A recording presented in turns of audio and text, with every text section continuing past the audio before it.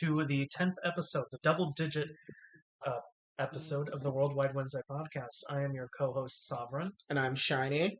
And we apologize for not hosting Worldwide Wednesday on a Wednesday. Unfortunately, we had a bit of a, thankfully, false COVID scare, and we got tested and everything. So now we're ready to step back in and host the show for you today.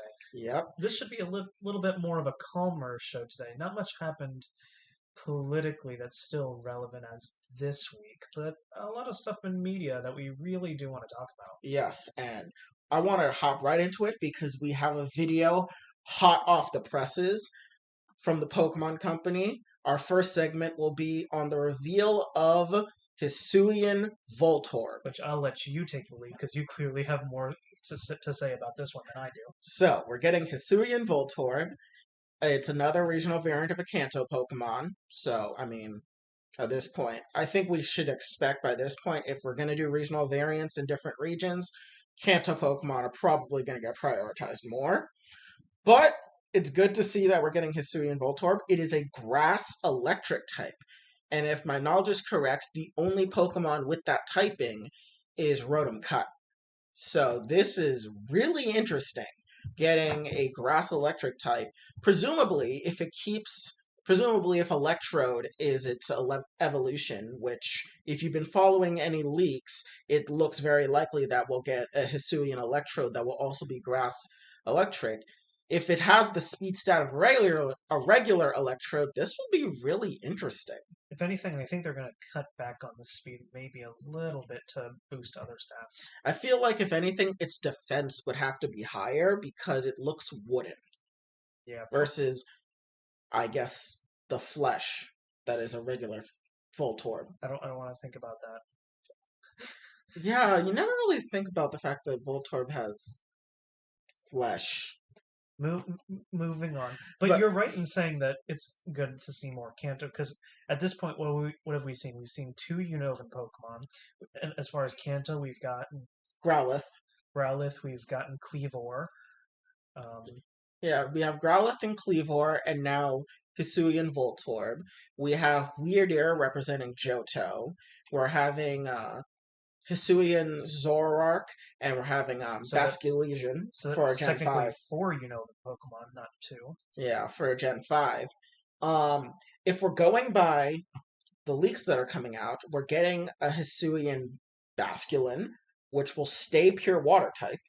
Yeah, which honestly, I mean, we got Basculegion, makes sense. But it'd be interesting because Hisuian Basculin shares the same type as the red stripe and blue stripe Basculin.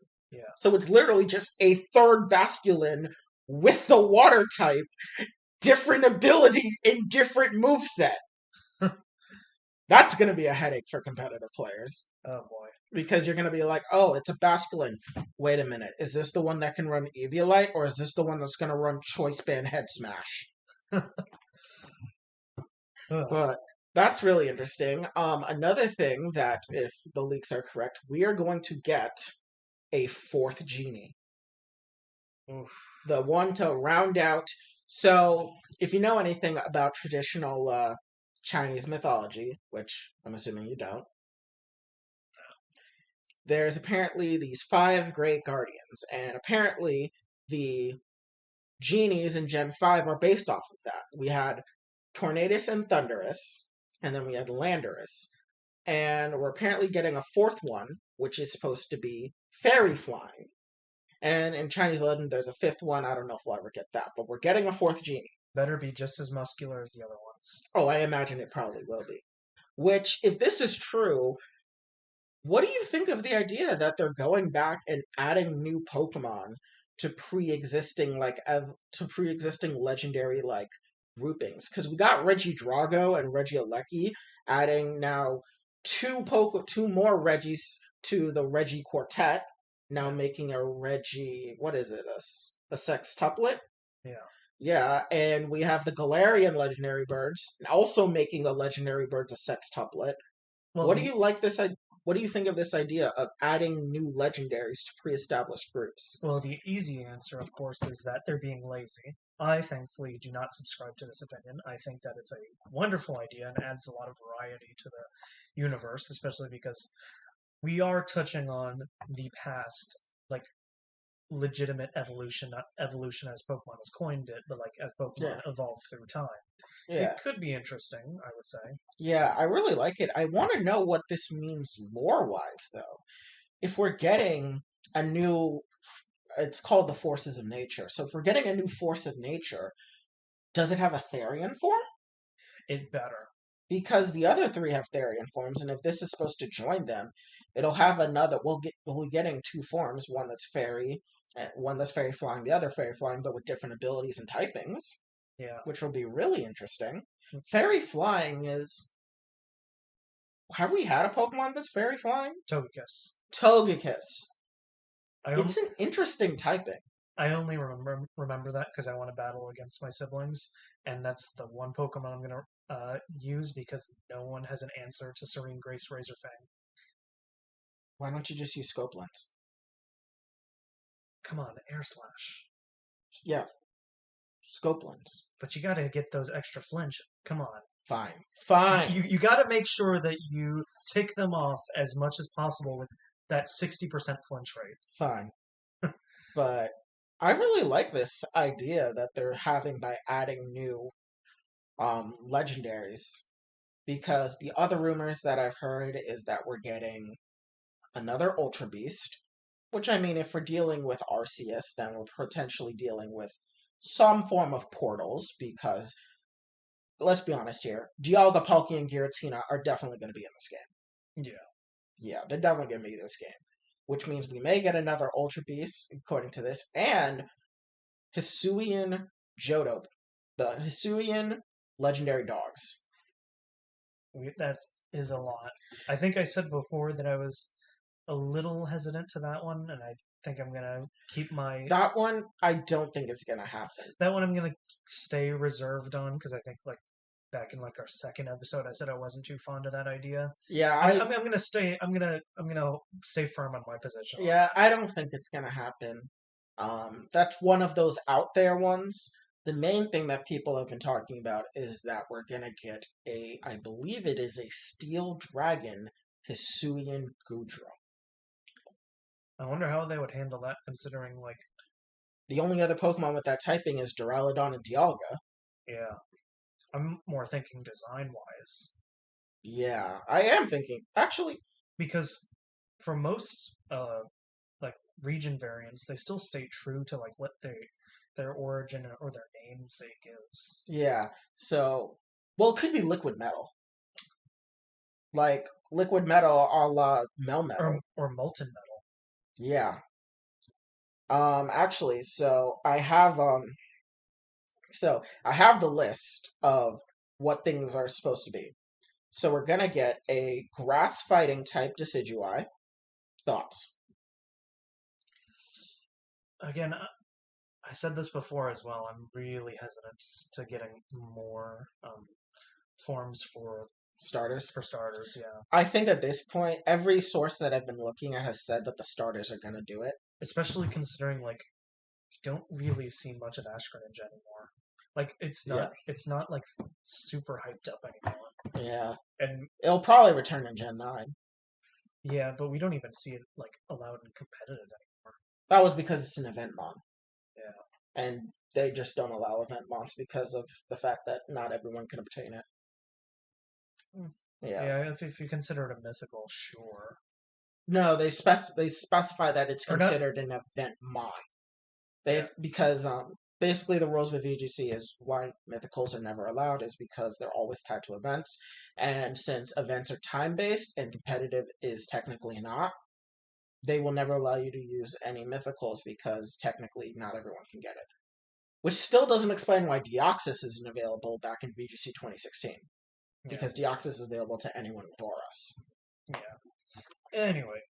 So we have Grass Fighting Decidueye, then we have Fire Ghost Typhlosion, and Water Dark Samurott. Yeah, for the solo types, I'm a little more open, but still very hesitant. I like that they're going with the Fire Ghost Dark trio, but I really wish we would get a.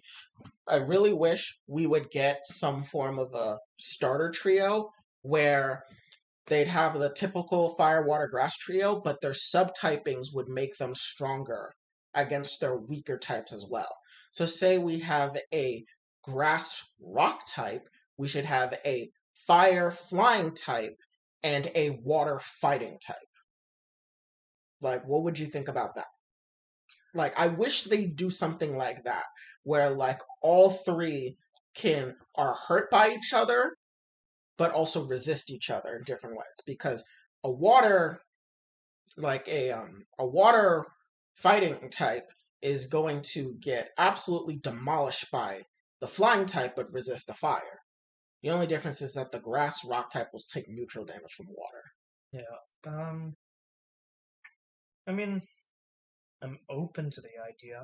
My only concern would be that it would limit like the imagination of like of the designers of the Pokemon. But then again, at the same time, impediments can like catalyze certain elements of innovation. So who Yeah. knows? So after we have the three, we have Hisuian, Growlithe, and Arcanine being Fire Rock, Yeah, which which is a given. we know that Growlithe is Fire Rock, so it's reasonable to say that Arcanine would also be Fire Rock. Um, Voltorb Electrode, obviously Grass Electric. We just saw Voltorb being Grass Electric. I would say that Electrode being Grass Electric is a pretty good, like reasonable guess. Cleavar, obviously Bug Rock. Hisuian Quillfish, Steel. And a separate evolution for Quillfish also being Steel. Just Mono Steel. Mono Steel. Huh. I could see that working as kind of like a more of A mine. a mine. That's what I'm thinking of. Yes, I really like it. I wonder if they're going to reuse the design from the 1991 Space World beta of the Quillfish evolution. Have you seen it? I have not. So the Space World beta got the Space World 1991 beta, not 1991, 1999 got leaked, and they showed off a whole bunch of Pokemon that would have evolutions that were originally supposed to have in Gold and Silver, but it never got cut. Quillfish was one of them, and it's basically just a bigger fish, but like a goofy eyes and giant lips. And it had like a little bit of an electric symbol on its head, assuming that it was going to be, I think, water electric. But I wonder if they'll reuse that. That could be interesting. Yeah. Next up, we're getting is Poison Fighting Sneasel in a separate Sneasel evolution. Hmm. Poison Fighting is an interesting type because I believe the only Pokemon that has it is Toxicroak. Yeah, which And means it'll still be quadruple weak to Psychic, of course. obviously, but this is still solid typing. You'll definitely be able to handle fairies. Yeah. And you'll handle steel types, which are because you're fighting type. You'll be able to destroy grass types still. I think Sneasel if assuming it keeps the Sneasel line's massive speed and attack tax, massive speed and attack stats, I think it would work really well. They might just swap the attack and speed stat, make it more of an attacker. That'd be really good because I mean, if we give it poison jab, close combat, Mock punch. mock punch, just give it some good physical coverage, give it decent attack and speed, maybe some form of like good HP or special bulk, and that thing will run wild. Yeah. I think that'd be really cool. We're getting an Ursaring relative. So not exactly Ursaring, but Teddiursa will evolve into a different Pokemon. Okay, so more of a split evolution this time. Yes, which I find really interesting because so far we've seen Alpha Pokemon on Legends Arceus, and all Alpha Pokemon are fully evolved Pokemon. And we've seen Ursaring as an Alpha Pokemon. So the idea that we're getting Ursaring proper and an Ursaring relative is really interesting. Because, I mean, it's just weird. They tell us that fully evolved Pokemon are Alpha Pokemon, and they explicitly show Ursaring, but we're also getting another part of this evolutionary line. Yeah. I mean, either way, I'm open to new Pokemon. I'm always open to new Pokemon. I just find it interesting. Next up is Weirdeer, obviously. Normal Psychic, as we saw. Now, here is a trio of interesting Pokemon. Dialga Origin Form, Palkia Origin Form, and Arceus Origin Form, all retaining their regular typings, just as Giratina Origin did. Now, do you think? Now, here's immediately what my mind goes to upon hearing that. Do you think they'll use the same, um, or they'll use some aspects of the form we see in Pokemon Mystery Dungeon Explorers of Sky, Time and Darkness? I would hope, especially for Dialga. Everyone has been asking for Primal Dialga to come to Pokemon. That and I believe Primal Dialga and Shadow Lugia are like the two like game exclusive forms that everyone wants to see return. Oh yeah, you have no idea how much Pokemon Go players were disappointed by Shadow Lugia not The looking like its original form. exactly. I mean, understandably so. So I really hope that we get aspects of this. The one thing I'm afraid of is that the reason why they won't do it is because Primal Dialga's Japanese translation is Dark Dialga, and it's supposed to be Dialga being evil, while this is an origin form. Yeah. I really hope we do get design aspects from it, but I'm not holding my breath. Maybe it could be translated to like corrupted Dialga or something like that. Maybe. But yeah, Origin Form, Dialga, and Palkia, I'm assuming are going to use the Adamant and Lustrous Orbs just as how Giratina uses Greasius Orb. But what do you think of it? Origin Form Arceus. How is that going to... Wait, we don't have a normal plate. Yeah, we don't. Maybe that's going to be the item for how Arceus gets its Origin Form. Yeah. Or I really want an aspect of where they give Arceus 1,000 hands. It's in several Pokedex entries. Give Arceus 1,000 hands. Maybe that's what Arceus Origin Form will be. Because that has been in the Pokedex for how long now that Arceus has had 1,000 hands? Ever since it first debuted in Exactly. Diamond and Pearl. Exactly. So, I mean, some people have theorized that the 1,000 hands are just the unknown. Don't tease me like that. Don't you dare tease me like that. I mean, it's been a theory for a while, ever since we've seen the rise of Darkrai, where the space in between Dialga and Palkia's realms were unknown. It's been teased since then that potentially it's the unknown, because we also see it in the event at the Shinjo Ruins in Heart Gold and Soul Silver, where when you bring Arceus to the mystery stage in the Shinjo Ruins, unknowns start to appear when it creates an egg for you. So maybe 1,000 arms are just unknown. Yeah, that'd be kind of disappointing, but whatever. Yeah. Next up, we have Basculin Pink, which I guess makes sense. Maybe it's a hot pink to resemble the color scheme we've seen with Basculegion. Yeah, it's a water type, obviously. Yeah, because we have Red Stripe and Blue Stripe right now. I just want to know what abilities it's going to get, because Red Stripe gets Rockhead, Blue Stripe gets adaptability. I wonder what this one's going to get.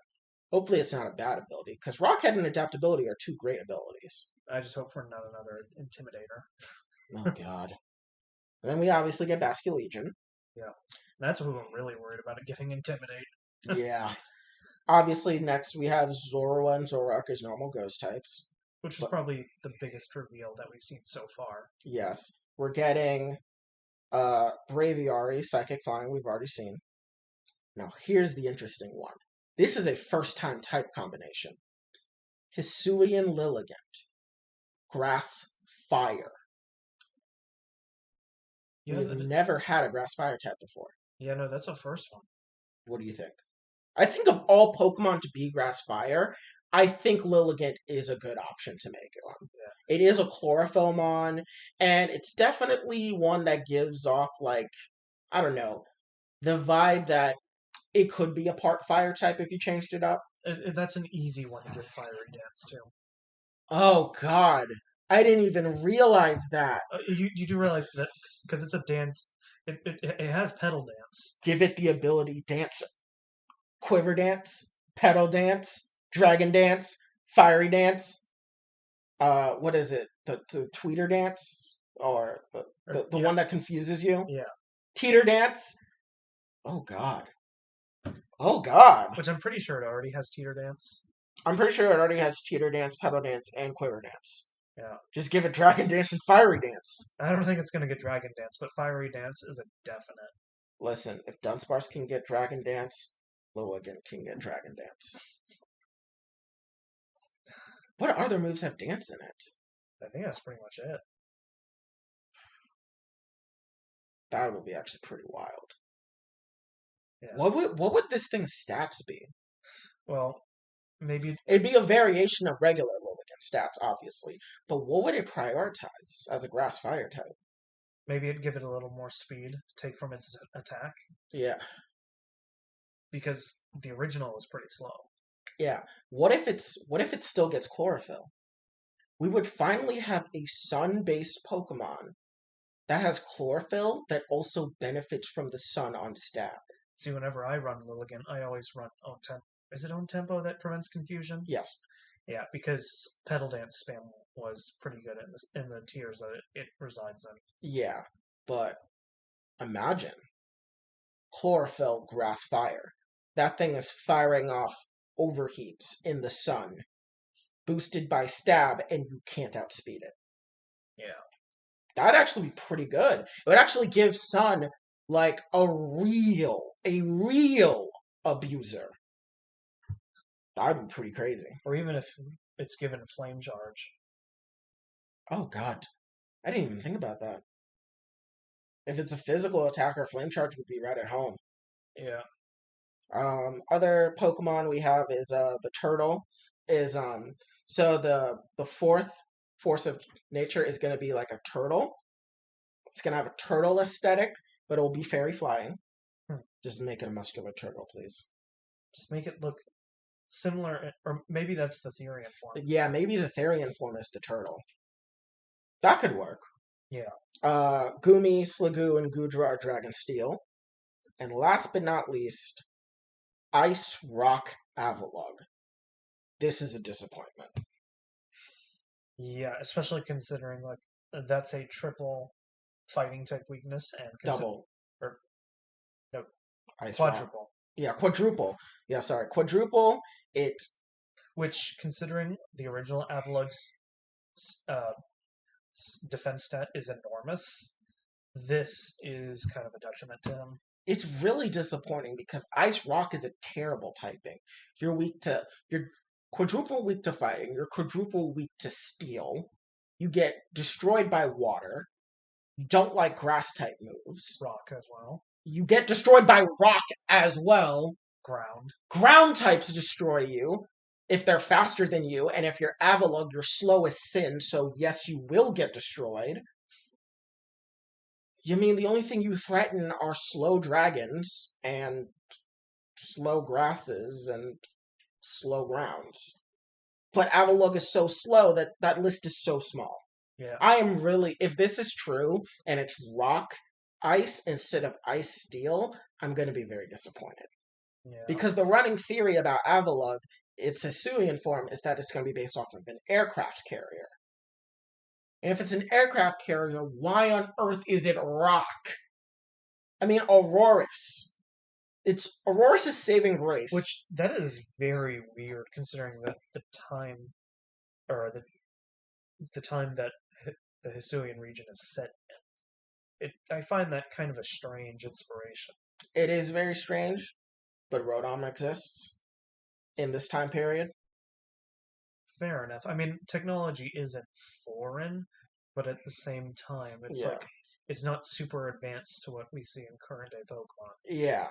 So this is just I'm gonna be really disappointed because I mean Aurorus is our resident ice rock type, and its only saving grace is the fact that a snowboarding Aurora Veil. Yeah. Outside of that, before it got those things, it was trash. And Ninetales does its job way better. Yeah, Ninetales is just better because it also has a better typing. It's Ice Fairy. Yeah. Ice Fairy is just a better typing because you're not weak to fighting. And also, you're likely to go first. Exactly, because Ninetales is fast. Yeah. This is just, oh my god. Of all the Hisuian forms, this is the one I'm looking forward to the least if it's true. Yeah. Does that round out the list of everything that was in the leaks? Yes. The other big thing is that Arceus is a post-game 100% boss fight. Meaning, to fight Arceus, you need to 100% the game. Jeez. Well, that should be fun. Yes. That is what I've heard. I've also heard that you're going to have a lot of quests to do. Like, a lot of quests. Like, the quests are going to be kind of like Pokemon Go-esque quests in some ways, in the sense where it'll be like, can you catch 3 Wurmple for me? Type things. Oh, so a bunch of side quests. Yeah, but they will add up in terms of your resources that you'll need. Because according to leaks, you're going to need a lot of resources to fight bosses. Like, apparently the bosses in this game are going to destroy you if you don't have proper resource management. I wonder how that works. Yeah, I do wonder how that works, because we know that you will die, in quotation marks, if you encounter wild Pokemon that are far stronger than you. Because not only will they knock out your Pokemon, they will also knock you out. And it's not like your main character in a regular Pokemon game that faints because they lost a battle. This is more like you fainted because Ursaring punched you into a fucking wall. Or Hansgrohe picked you up and dropped you out of the fucking sky. Overall, like, this game is apparently supposed to be like more Monster Hunter than anything else, which I really like, because my big thing for Generation 9 that I really want is I want them to combine the best aspects of every Pokemon generation, and I think Generation 8 was the most experimental in a lot of ways in terms of movement between the wild area, the Isle of Armor, Crown Tundra, and now Legends Arceus, where you have so much freedom of mobility and the way to interact with Pokemon on the overworld. Like, Let's Go Pikachu and Eevee was the proof of concept of having Pokemon appear in the overworld. And then Sword and Shield came out, and they were like, yes, we can make this work in a traditional Pokemon game. And now Legends Arceus is like, great, we know we can do it in a limited format. We know we can do it in a traditional format. Now let's try this in a new format. Yeah. Which I think the closest to... I mean, there is no resemblance in the modern Pokemon games to what Legends Arceus is going to give us. Yeah. I mean, honestly, it's only uphill from here, especially with people over-exaggerating their disappointment with Sword and Shield. But, I mean, Sword and Shield is one of the best-selling Pokemon games of all time. Yeah, I mean, no matter how much people complain, it's still sold like crazy. Yeah. And in my opinion, like, it probably is going to be the foundation of Pokemon games to come. Yeah. Because, I mean, Pokemon really didn't struggle with their primary. This is the first time that they've ever originated a game on a console, and kind of getting a little bit of backlash. Yeah. Because people were hyped for X and Y, even though X and Y is kind of looked down upon as time goes on. No. You know the cycle of Pokemon fans. Hated, underrated, loved. Yeah. And X and Y is now going through that underrated phase that Black and White just got out of. Yeah. Everyone's now saying, man, X and Y, they were such underrated games. Oras were some underrated remakes. We're already on that part of the cycle. No, Oras is not. It should not be considered underrated. Oras was great, especially with the Delta episode. Oh no, Oras, in my opinion, I would say of all of the games that were to originate on a new console, or console or portable, X and Y was probably the weakest. Diamond and Pearl, of course, we just got the remake. Diamond and Pearl was fantastic. Yeah. Ruby and Sapphire for the Game Boy Advance was pretty good. Gold and Silver. Well, it's an improvement over the glitchy mess that Gen 1 was. Yeah. But that level curve and Pokemon distribution is absurd. Yeah, I mean, considering that it came out to start the Game Boy Color out, yeah, it was still pretty good. Especially considering, oh yeah, Gen 1 was a complete mess. Yeah. Gen 1 was a glitchy mess, but it's the glitchy mess that we all love. Gen 2 improved on things, but the level curve and Pokemon distribution were completely abhorrent. Gen 3 was the first one to really give us like some form of story and bring in a lot of the modern things we know, such as abilities and natures, which are really good. Oh, and held items. Can't. No, we had Hellions in Gen 2. Yeah. No, but it gave us abilities. Gen 4 gave us the physical special split that we've all been waiting for. And then Gen 5 gave us hidden abilities. Gen 6 gave us Megas. Gen 7 gave us Z moves. Gen 8 gave us Dynamax. Yeah. Which really I am fearful for a meta where all three of those are allowed in at the same time. If that ever happens, a meta that allows Dynamax, Z moves, and Mega Evolutions.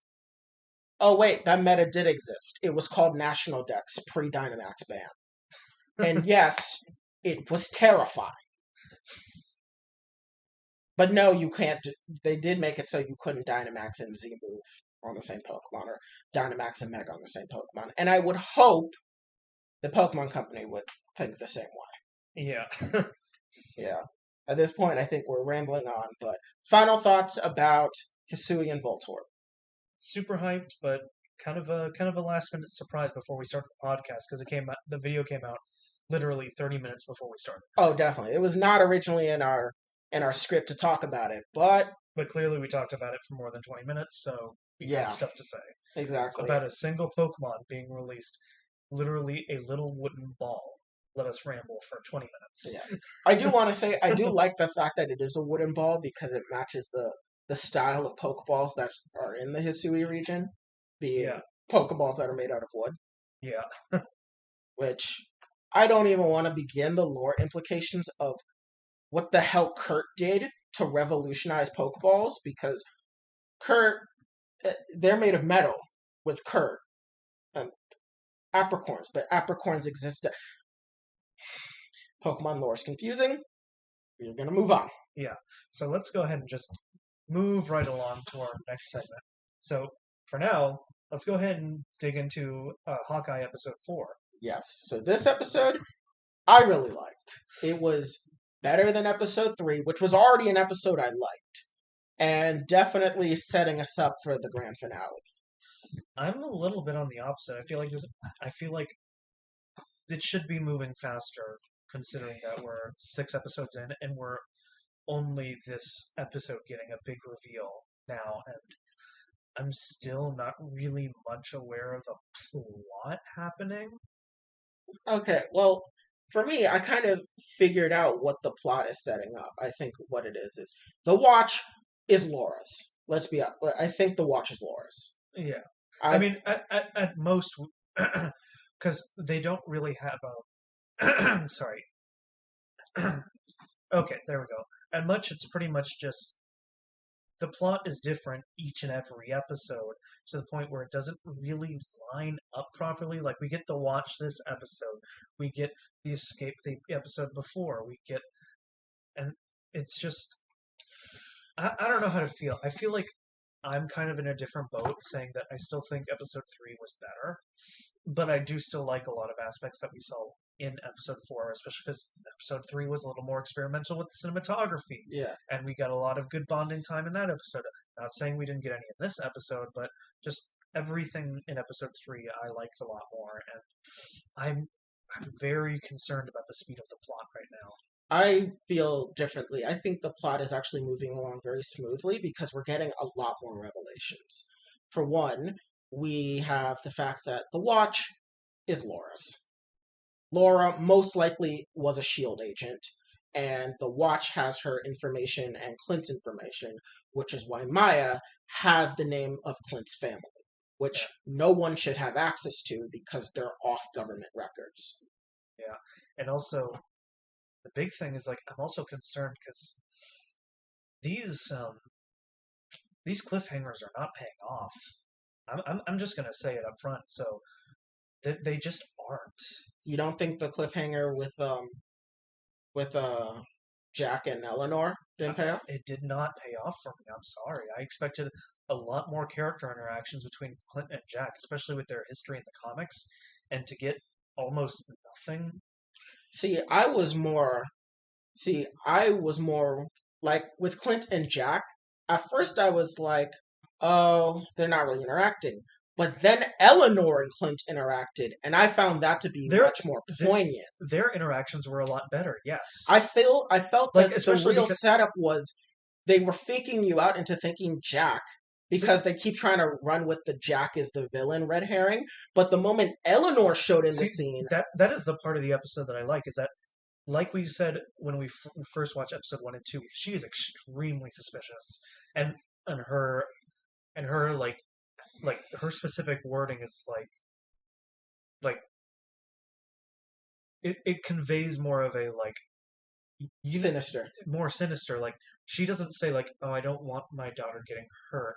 No, she says she doesn't want her involved, Yeah, which leads me to believe she has more of a stake than she's letting on. yeah, Which that part of the episode I did like, setting Eleanor up because I think she is going to be the true antagonist. antagonist, while Jack is just a red herring. I do Yeah. believe that for a fact as I well. think I think we did hype up the fact that Jack and Clint were going to have an interaction, but I also feel that the reason why they did the cliffhanger is because they were trying to set up this red herring with Jack, and because we already knew, because everyone was already suspicious of Eleanor, we expected something differently.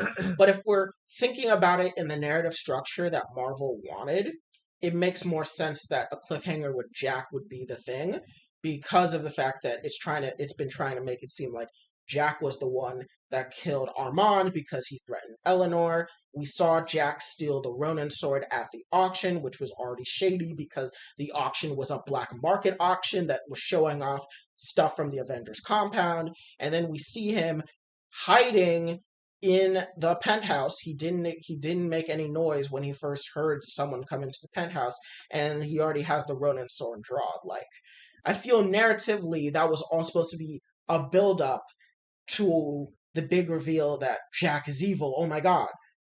But then they were gonna be like, psych! But I think because everyone kind of figured to begin with that Jack wasn't the main villain, it falls flat. Yeah, it's I feel like if you were someone that didn't have knowledge of the comics and just weren't paying as much attention as a lot as like bigger nerds are, you probably the payoff like the build up with Jack would feel more natural. yeah. Because I mean, when you say everything that he's done out loud, he's a suspicious as fuck individual. He's at a black market auction that is being hosted as at his fiance's fundraiser, where his uncle is there, and him and his uncle don't seem to be on the best of terms despite outward appearances.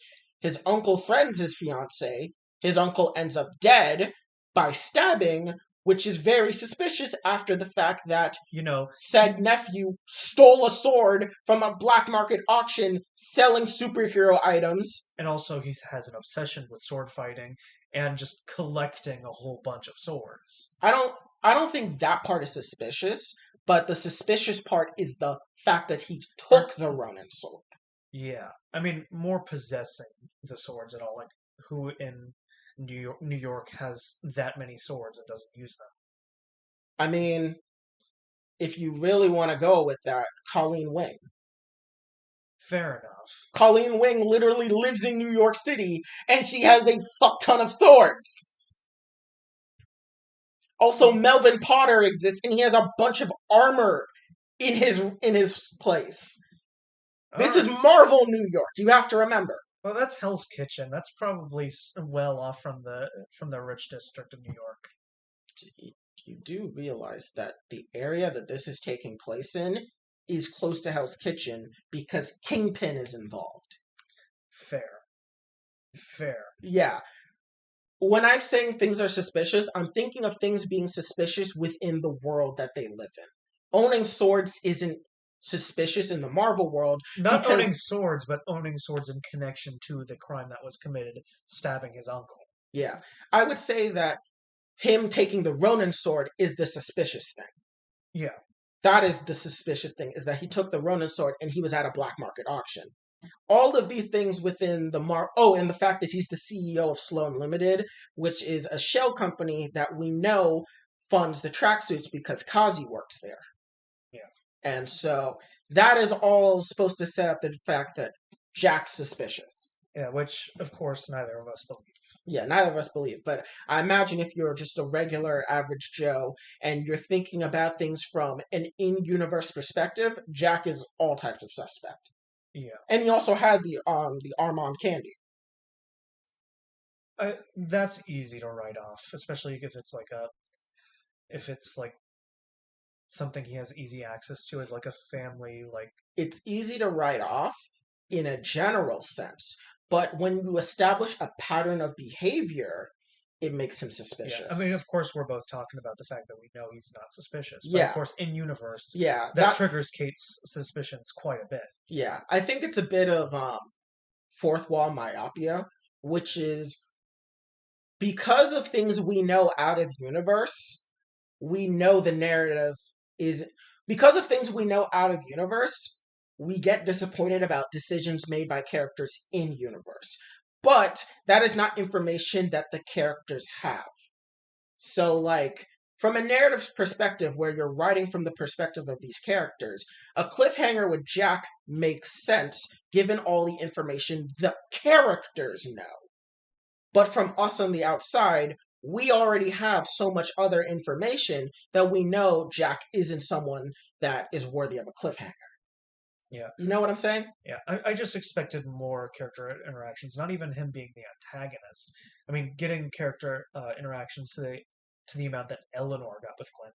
Yeah. That's more what I was expecting, and then when I saw her jump into frame, I'm like, oh, this is going in a completely different direction, and I'm not sure how I'm gonna like this. Yeah. I'm still I'm still holding my judgment on Jack just because we haven't seen where his character arc is really going to develop. And we only have 2 episodes left. I mean, we really just need to find out where he lies. Yes, he is the CEO of Sloan Limited, but is that because he's genuinely evil? Or is it because Eleanor said you should do this?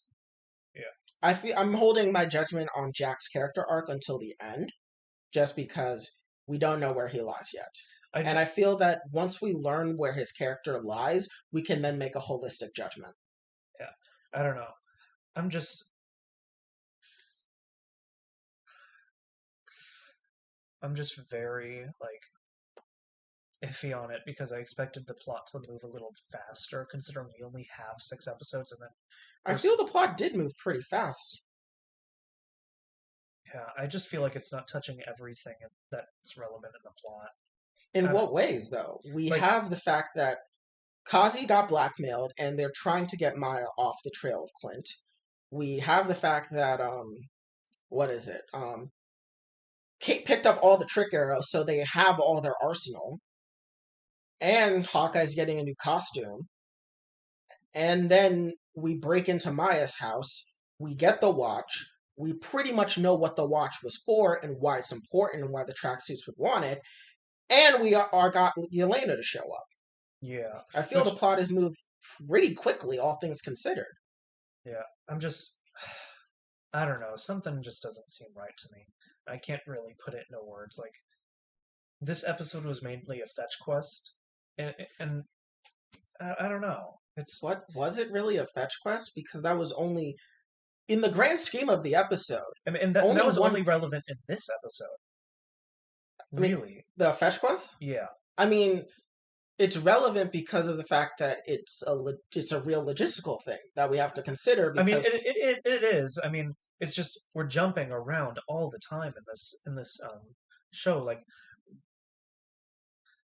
my only hesitancy to say that is because some of the stuff that have been on the side, such as the role playing or the live action role play stuff, has been actually really good for character development. But I I feel like it hasn't been jumping all over the place. I feel it's been fairly consistent in what the plot is. The plot is this: tracksuits think Kate is Ronin. They want to kill her because Ronin killed off William Lopez and the other higher ups of the Tracksuit Mafia. Clint wants the Ronin identity stopped because he's afraid Kate will get hurt, and he wants the watch because it belongs to his wife, and his wife's information is on there, jeopardizing his family. And that's why the two sides are fighting. yeah. And Eleanor is suspect. She has something going on that she doesn't want Kate to know, and it's looking like more and more she's the head of the Tracksuit Mafia, and she doesn't want Kate to know that. And we already know why Yelena's there because of the ending of Black Widow. Yeah, which that is actually an element of the episode we were all looking forward to. Of course, we Yeah. wanted some big character reveal from MCU's past, and of course, we got Yelena. Of course, most of us were expecting Kingpin, but we will take Yelena. Everyone that said Kingpin was showing up was saying that he's coming in episode 5. Yeah. I don't know. I feel this plot has been fairly straightforward and has been going at a pretty good pace. I'm not saying like the episode itself. I'm saying this episode in connection to the rest of the series. No, that's what I'm saying. I feel like it's going at a pretty good pace. I feel that it really brings us closer to the finale because here's what we have. A Black Widow agent is now here, working, presumably, like under contract to kill Clint. And Clint has now just got absolutely bodied. And it's like, oh God, what do I do? I have nothing. I really need to like get into gear. They have like, what do I do? Like, I have to stop them. Yeah. Because I mean, I don't know. I feel I expected more, and I'm kind of getting my expectations a little. Maybe my expectations were too high of this series, but like, I'm trying to figure out like what would be the more in this series because we knew it was going to be grounded. Yeah, or yeah. I'm trying to figure out like what would be the like a bigger, flashier thing because the only thing I can think of is Kingpin. But I mean like that's kind of surface level. Like character reveals yeah, are fine and obviously. all, but I just expected to be further along in the plot here. Like, yeah, I'm trying to figure out what more could we have gotten, considering how far we are already. We're pretty much in the end game. And if, yeah, I think it's less how far we are and more what we're doing to get this far.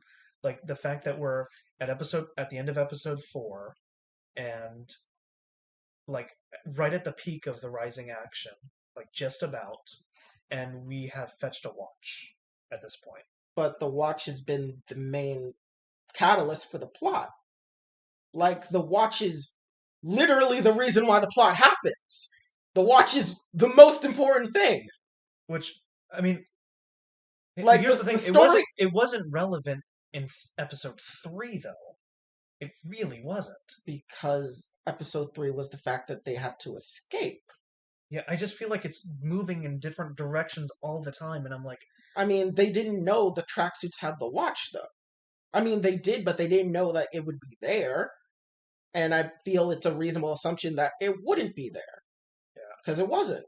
I mean, I felt that it made a lot of sense for the fact that they would want to escape as soon as possible, like get their bearings straight, figure things out before making the next move, which would be for the watch. Yeah, I just feel like new things pop up, and it's, yeah. I don't know. I'm really having a hard time trying to see what you mean by like new things because I feel like everything they set up is being a direct result of what has come previously. Yeah. Like the watch is the crux of why the heist happens. Like that's exactly why the heist happens. Clint even references in episode 3 the fact that the watch was stolen, and he worries that it isn't the only thing stolen from Avengers Compound. And in this episode, they go to retrieve the watch because they know it was something stolen from the compound that is very important. The watch has been a pretty consistent aspect of the plot. Yeah. Maybe fast is not the right word. Just, I'm not intrigued by it at all. I'm going that maybe that's where this is all coming from. It's not intriguing to me, really. The watch plot? No, it's not. It really is not. That's probably where this is all stemming from, because I'm just not like interested in a watch fetch quest. Yeah, I think it's more about what the watch holds. That's why the watch is so important. Which the last 3 minutes of the episode was good. Yeah, because of course we got all that information that that Echo had information on Clint's family, and then we've had Yelena come in. Yeah. Those 3 episodes were good because I don't want to.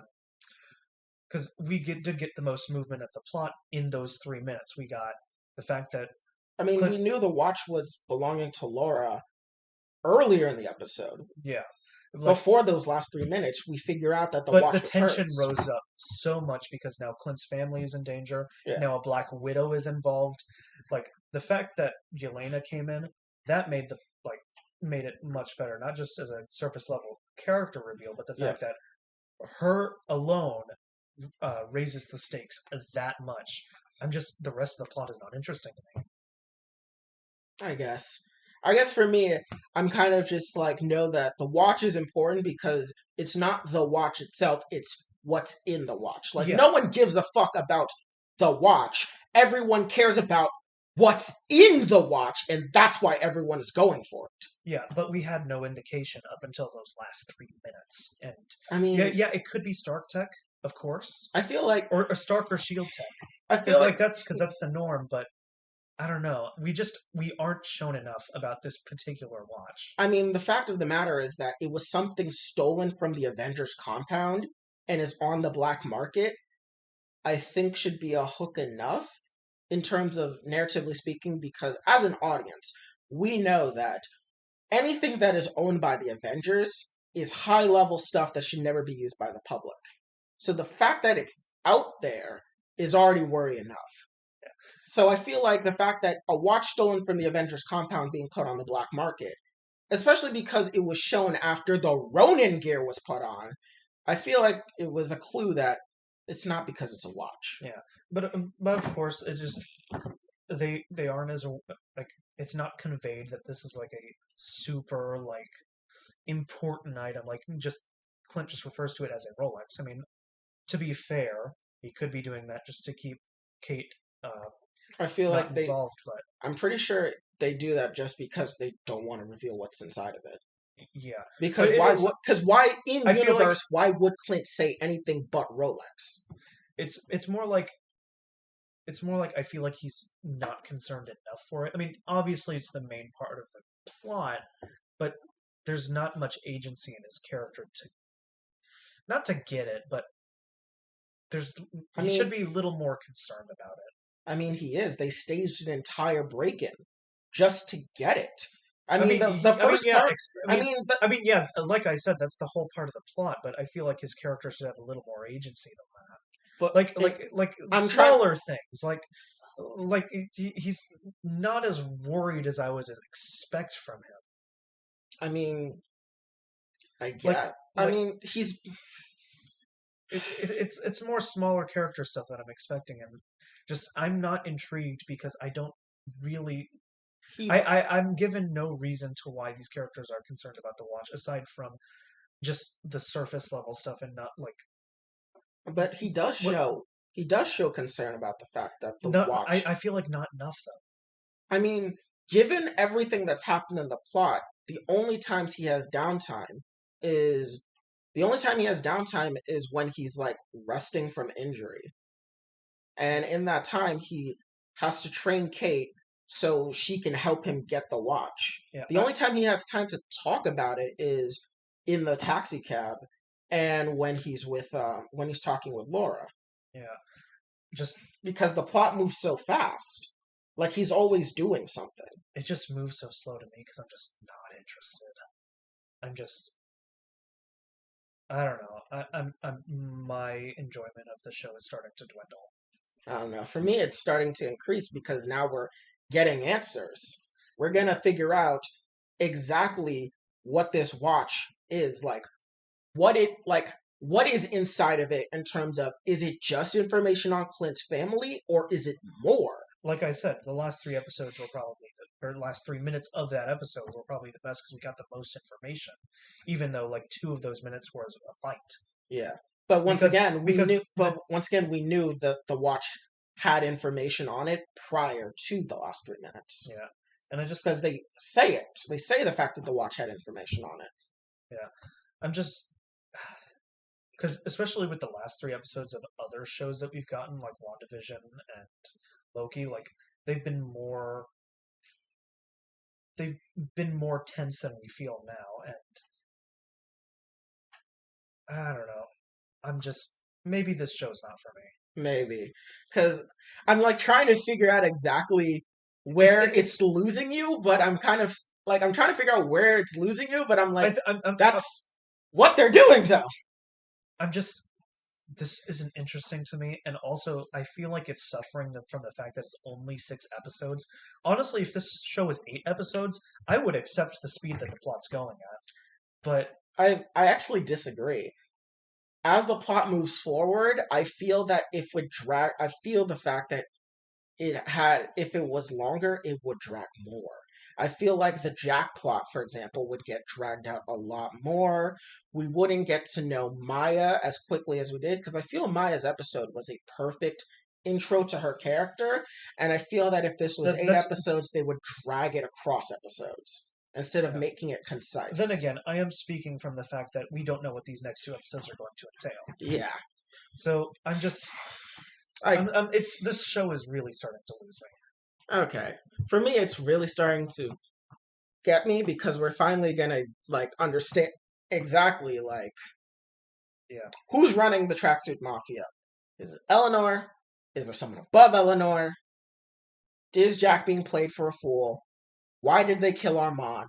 Like now we're getting to that because at this point the Ronin suit's been like stored, and the sword has been stored because Clint stole it. So we don't got to worry about Ronin suit anymore.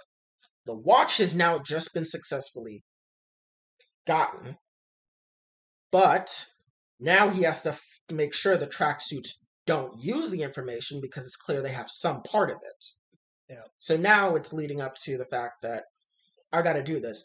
But he just kicked Kate out because he got reminded about Natasha when she was falling. And that's why he kicked her out. And obviously, Kate's going to be like, well, fuck no, you're going to go die. yeah, And I think what's going to happen is based off of trailers, we know Clint is wearing a suit and he gets shot at. Next episode, he's going to infiltrate some type of Met Gala event that is being hosted by Kingpin. That Eleanor is going to be there, Kazi's going to be there, Maya's going to be there. And that's when we're going to get the revelation of what exactly was on the watch and that Clint is now way over in his head. yeah. Let's definitely just talk about other parts of the episode before I'm completely considered someone who doesn't like the show.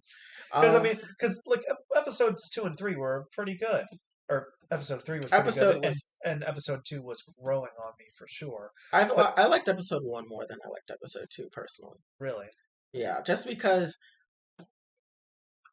they used too much slow mo when they did the LARPers part, which made it drag on more. but that's kind of the point, is to make it overly No, dramatic. I know they were making it overly dramatic. I just felt that the scene could just be a little bit more condensed, especially because the point of that scene is to introduce us to Grills, who is a character in the comics. And I felt that Clint didn't get to interact with Grills as much as he should have.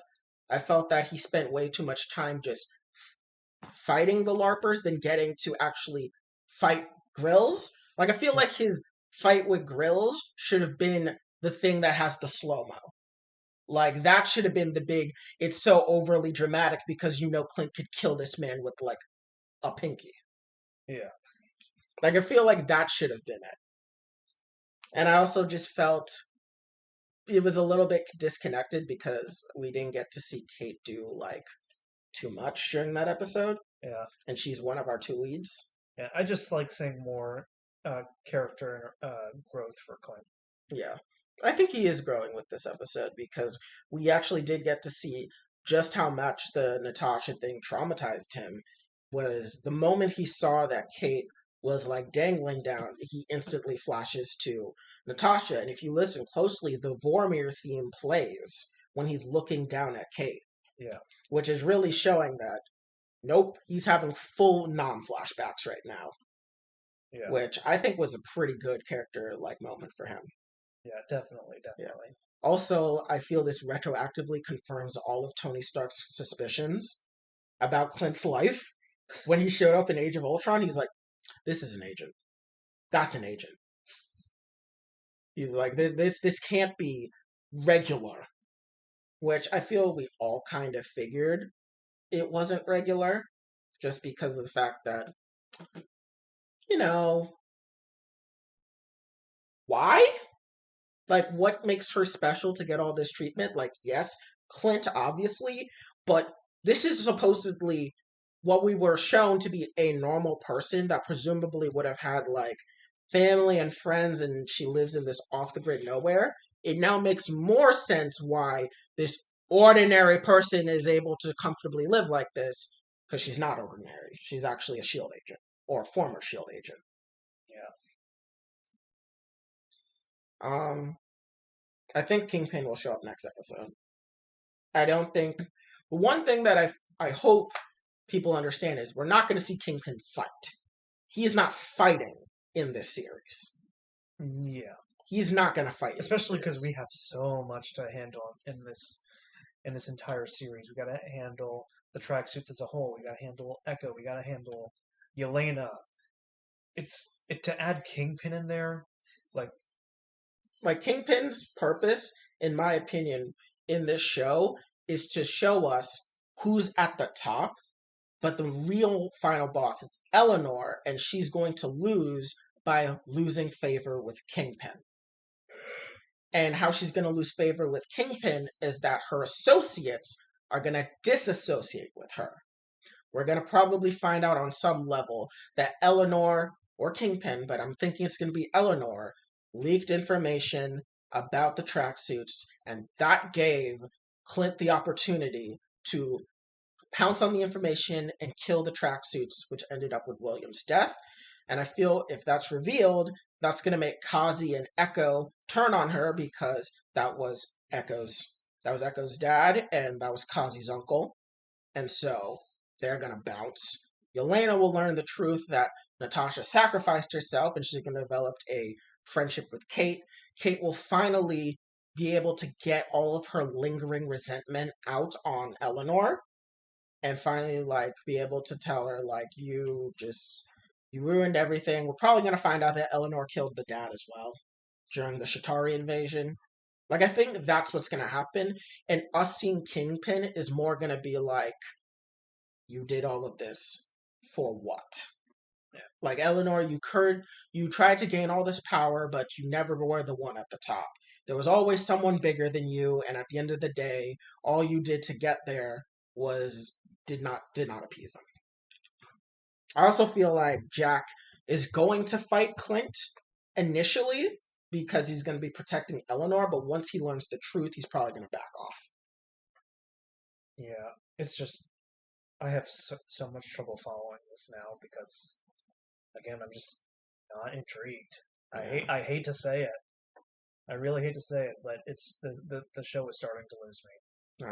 For me, it's really starting to grip me because I'm starting to see a clearer picture of where we're headed, and we're not going to get, like, the big action set piece is going to be against, like, an army of grunts. It's not going to be like a one-on-one fight because this is not the type of show. I mean, I'm not expecting.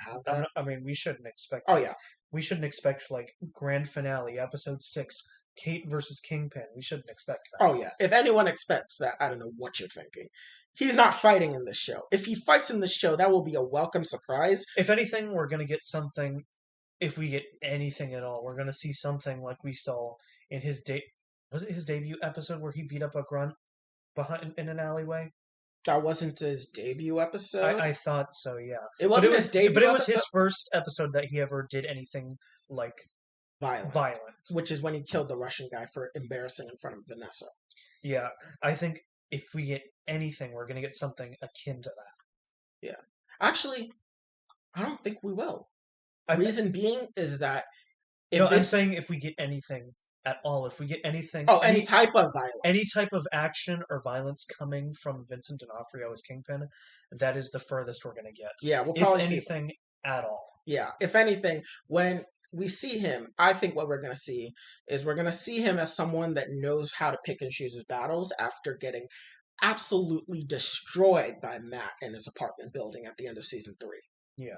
I think this is going to be a Kingpin that realizes that if he really wants to be the Kingpin, he knows that he cannot fight everyone that interferes with his operations. He's going to just have to let people go. So you think he's going to have more of a personality shift from when we seen him in the first few episodes, or first seasons of Daredevil? Yes, I think this Kingpin, more than anything else, is going to lead in more to his manipulative side that he did with Bullseye, Yeah. but he's going to be less hands-on than before because his undoing was killing Bullseye's love interest. That was his undoing. Well, I wouldn't say love interest because he wasn't actually in love with her. It was more like she was like his anchor to sanity.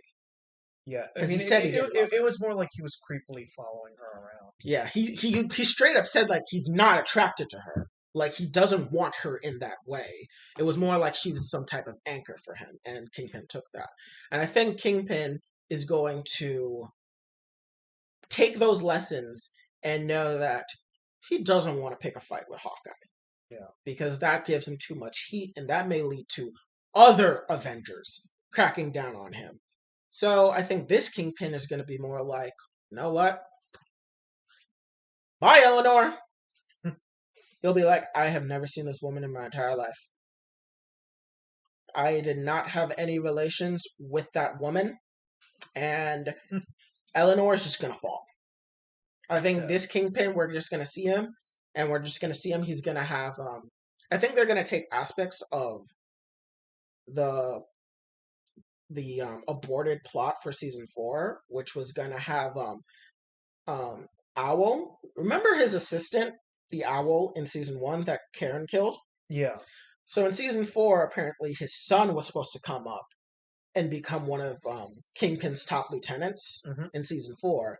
I think we're just going to see bits of that, where we're going to see that he had Eleanor. She was a good lieutenant. She was running operations for him, but she let things go too far, and he's going to move on, and we're going to see that he has other lieutenants that are doing other business, and one of them will be the Owl's King.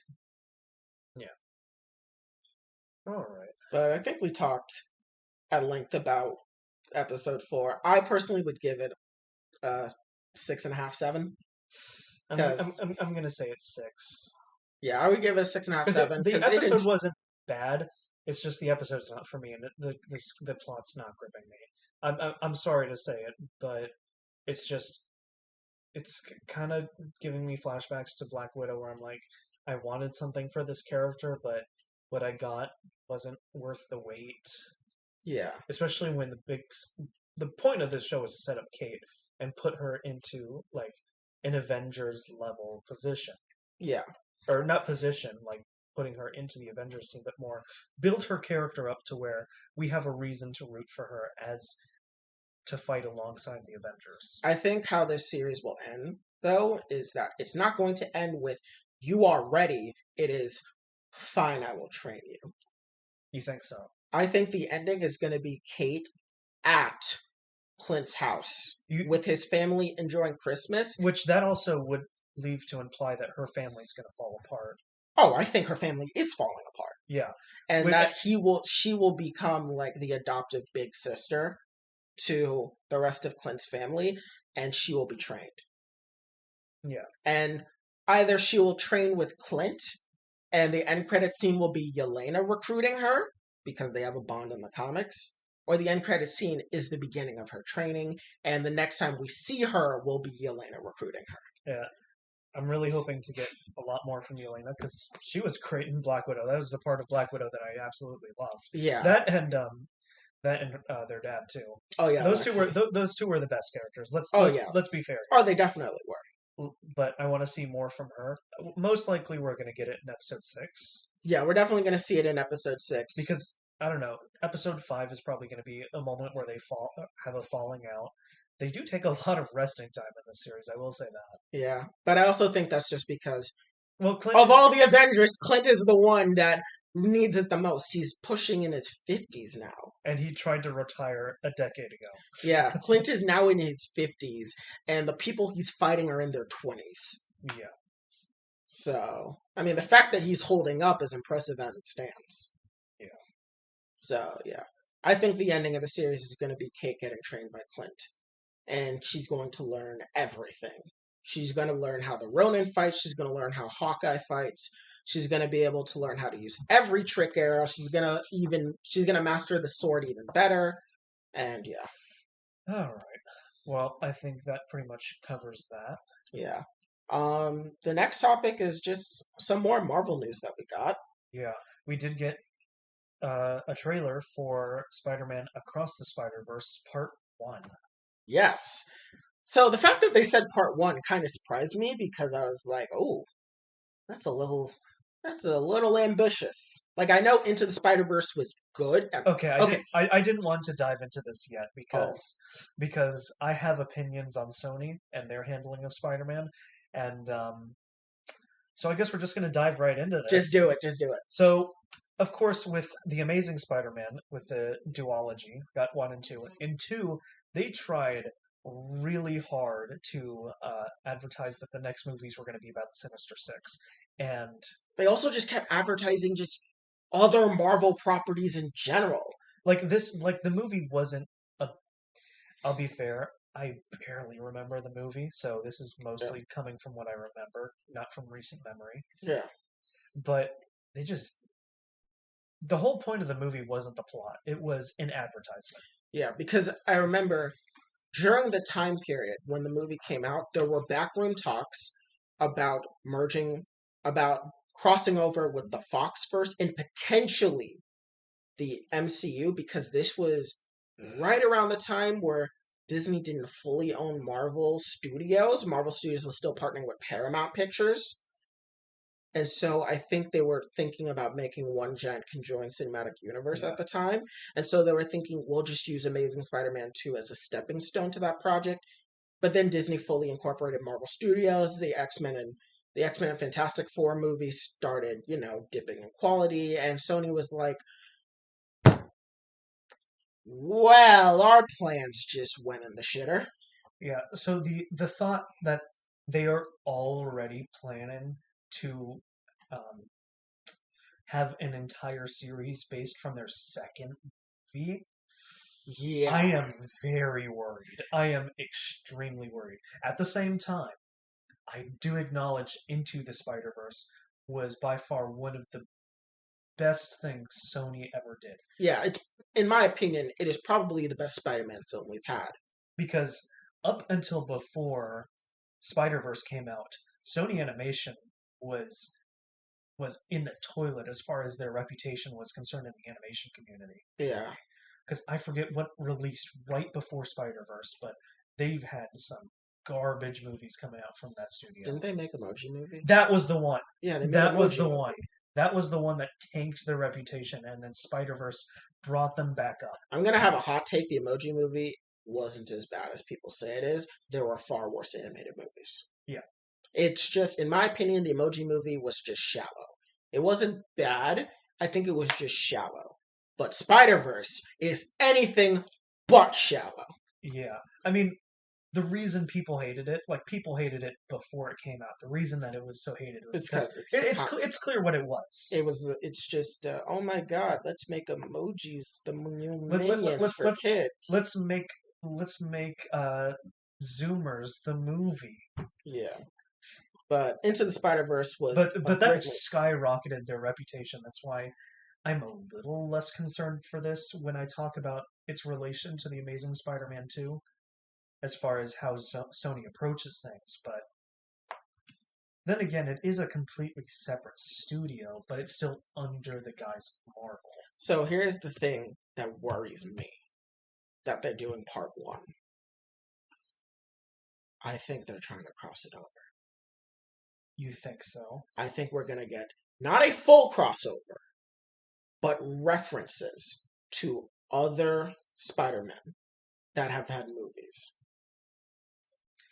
I th- I well, think, considering that we're getting because so far the only Spider-Man we see in the movie in the trailer is Gwen, Miles, and Spider-Man from Spider-Man 2099. his, his name starts with an H. Is it Hector? It's a I know it's Hispanic, It's a Hispanic name, yeah. but yeah, we do get him because we did see him At the end, at the end of the first movie. pointing meme. But yeah, But look, so his inclusion makes sense, of course, because he's not because he was at the end of the first movie, and he's not really relevant to modern Marvel discussion. So Uh, we don't really know much he's about him. relevant for Spider-Verse For the connection. Spider Verse, sure, For the Spider-Verse but aspect of Marvel Comics, I mean. for the broader Yeah, as like a general Marvel fan, you don't really think about him.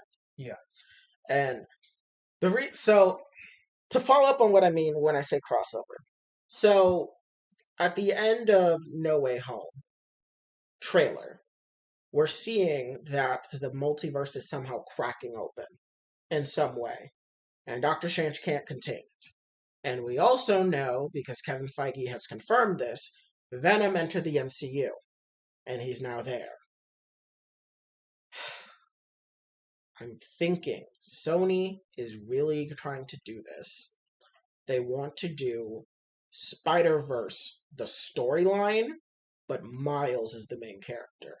And it will have effects for, like, obviously any Miles-centric movies, but we will feel ripples of it in the MCU.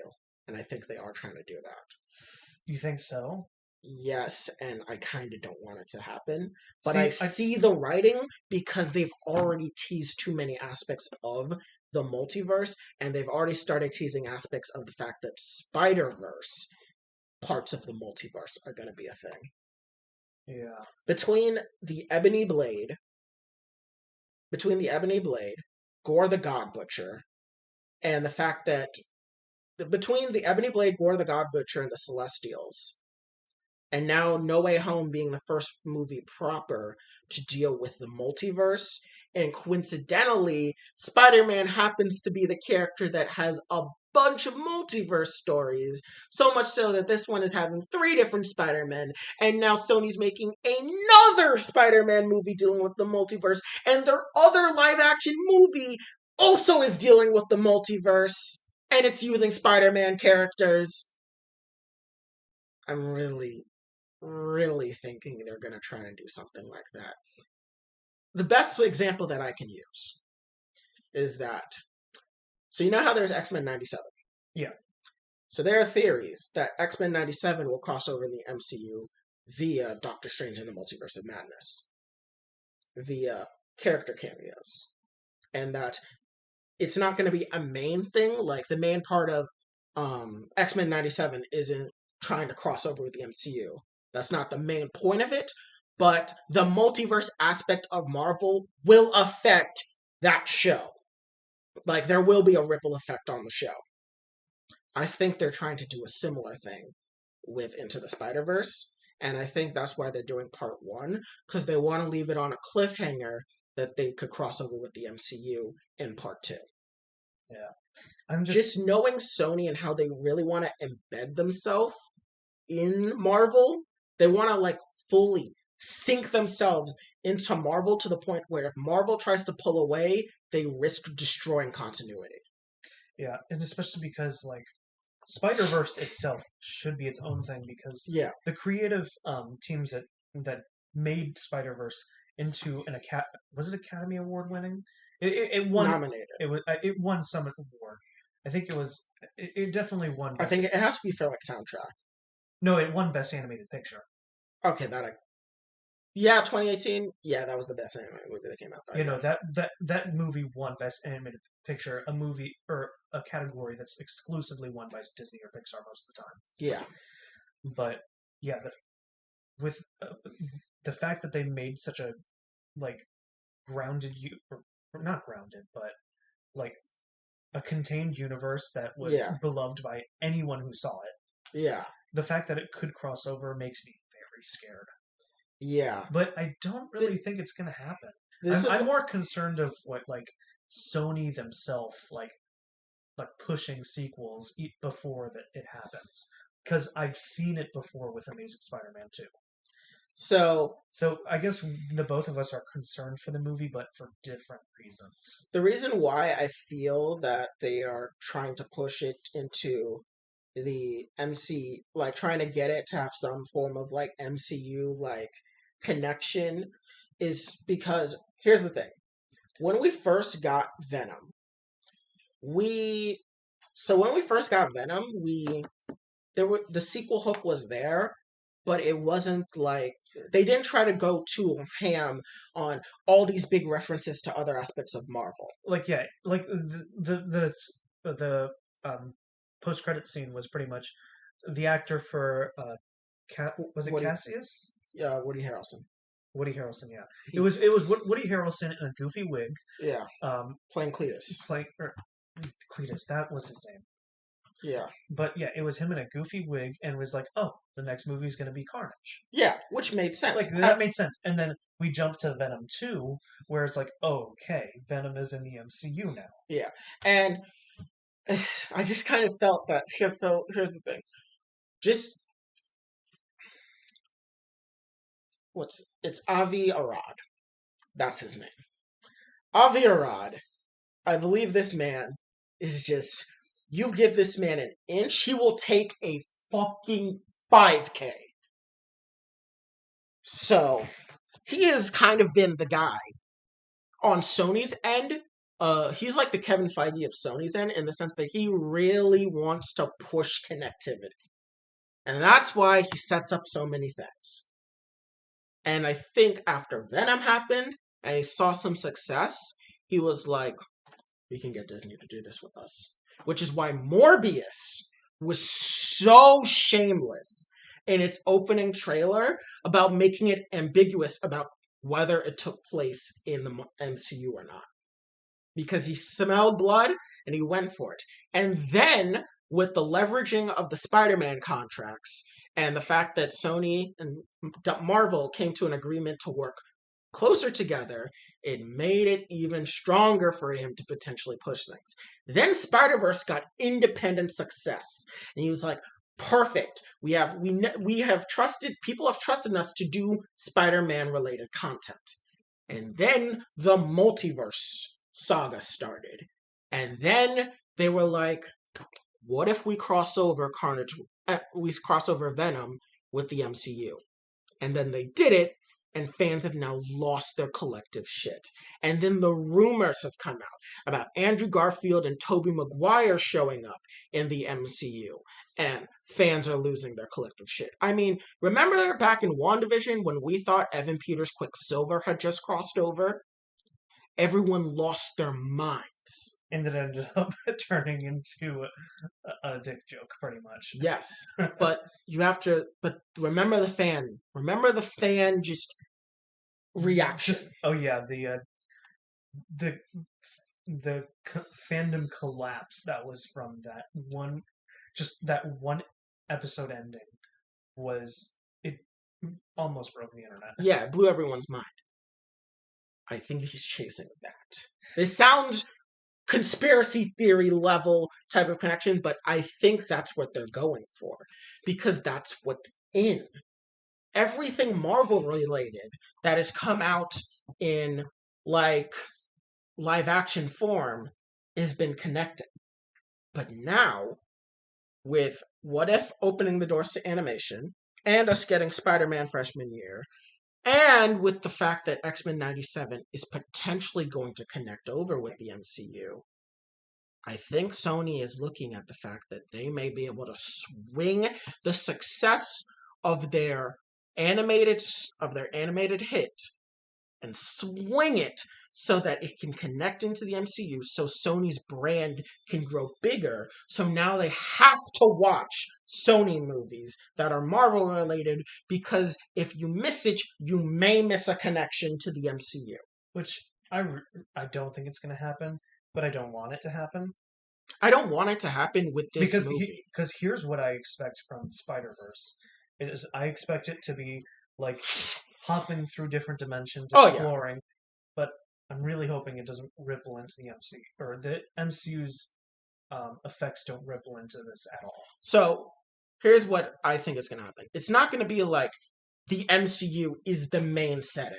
No, like events from that movie will like say there's more universe-breaking stuff other than what we see in Spider-Man, Doctor Strange, and in Loki.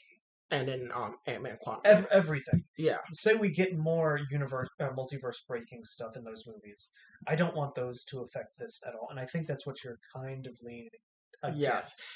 yeah, I don't want that to happen with Spider-Verse. Like, I'm fine with them connecting previous live action movies. Like, for all I care, connect the Ang Lee Hulk, the 60s Captain America, and the shitty Howard the Duck. For all I care, connect all those to the MCU. I'm fine. Because But the animated thing is where I'm really drawing the line. I'm already hesitant about X-Men 97 inevitably crossing over. Because if the leaks are true, I'm going to say fans of X-Men 97 are not going to be particularly happy with how this crossover ends up in Multiverse of Madness. And if that's the direction they want to go with their animated series, I'm afraid of what that would mean for Spider-Verse. yeah, Like, I'm afraid that, like, Spider-Verse is going to have connections to the MCU, and thus it could tease things that, like, say, like, Penny Parker now shows up in the MCU through multiverse shenanigans for, like, an adventure. Where we're losing aspects of what could be fun, creative, individual stories being now just wrapped into the MCU. yeah, That's what I'm afraid of. And when I saw part 1, I was like, oh fuck, they're making part 2 part of the MCU. yeah. Because I can already see it. I can already see how they want to hook you.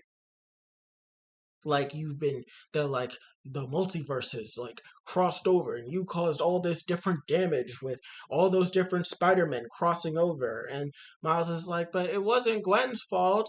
It was Kingpin's fault that all this happened, and blah, blah, blah. And the Spider-Man 2099 is like, but you still meddled, and now you're meddling again. And then the multiverse is cracking apart. And at the end of part 1, it's going to be like, oh my god, what have we done? And then it's supposed to tie in to how the multiverse is cracked and all the other Marvel properties that are happening at the same time. Because with the first Into the Spider-Verse, the only connection we got to any other movie was the main Spider-Man doing the goofy dance from Spider-Man 3. Yeah. That's all we got, and it wasn't even a direct reference because Yeah. in the in Into the Spider-Verse he was dressed in the Spider-Man outfit, whereas in the Tobey Maguire movie It it was just Bully. It was Bully Maguire, yes. Yeah. So I'm But just so with that, like, it wasn't connected at all, aside from that little Easter egg.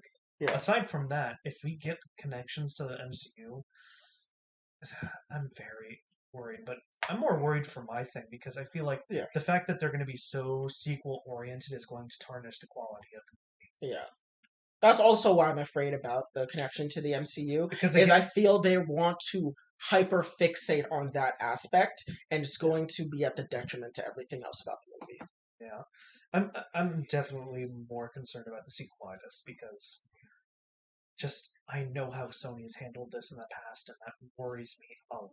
Yeah, I mean, to be perfectly honest with you, I kind of didn't want a sequel to Into the Spider-Verse. I didn't either. I didn't really want the story doesn't warrant a sequel. Yeah, I mean, it was we're hyped that we're getting it, but at what cost? Yeah, like, I was fine with the ending. It was like, it's like, yeah, Miles, he's now accepted as Spider-Man, and he has friends with his roommate, which is definitely Genki, and he's not gone from, like, him and Gwen are not separated forever. Like, they can see each other.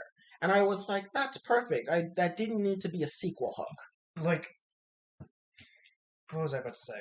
Like, it's like asking for a sequel to Joker. It could be cool, but the story that was told doesn't warrant a sequel. Yeah, it's like, yeah, it could be cool seeing what a Batman looks like that was growing up in that, but we really don't need it because it's like more of comics relevant. It's like asking for a comic sequel to The Dark Knight or Returns. The Dark Knight Returns. They did. It's comic books. There's always a sequel. God damn. They made a sequel to Watchmen. 2 sequels to Watchmen. Oh my god. Oh, I'm guessing. Or how about this? And I'm just going to say this is a joke because I know there is a sequel to this. It's like asking for a sequel to Civil War. Yeah. Because we know what happens in the sequel to Civil War. Yeah. That was a train wreck in and of itself. Oh, it was so bad. Like, I definitely didn't want the sequel. I'm excited to see where it goes, and I'm going to be cautiously optimistic about its potential, but I right now only see moneybags in Sony's eyes, and I don't like that. Yeah, yeah. Both of our problems had the same motivation, and Yeah, it's we'll stay excited, but we're a little on the edge on this one. yeah.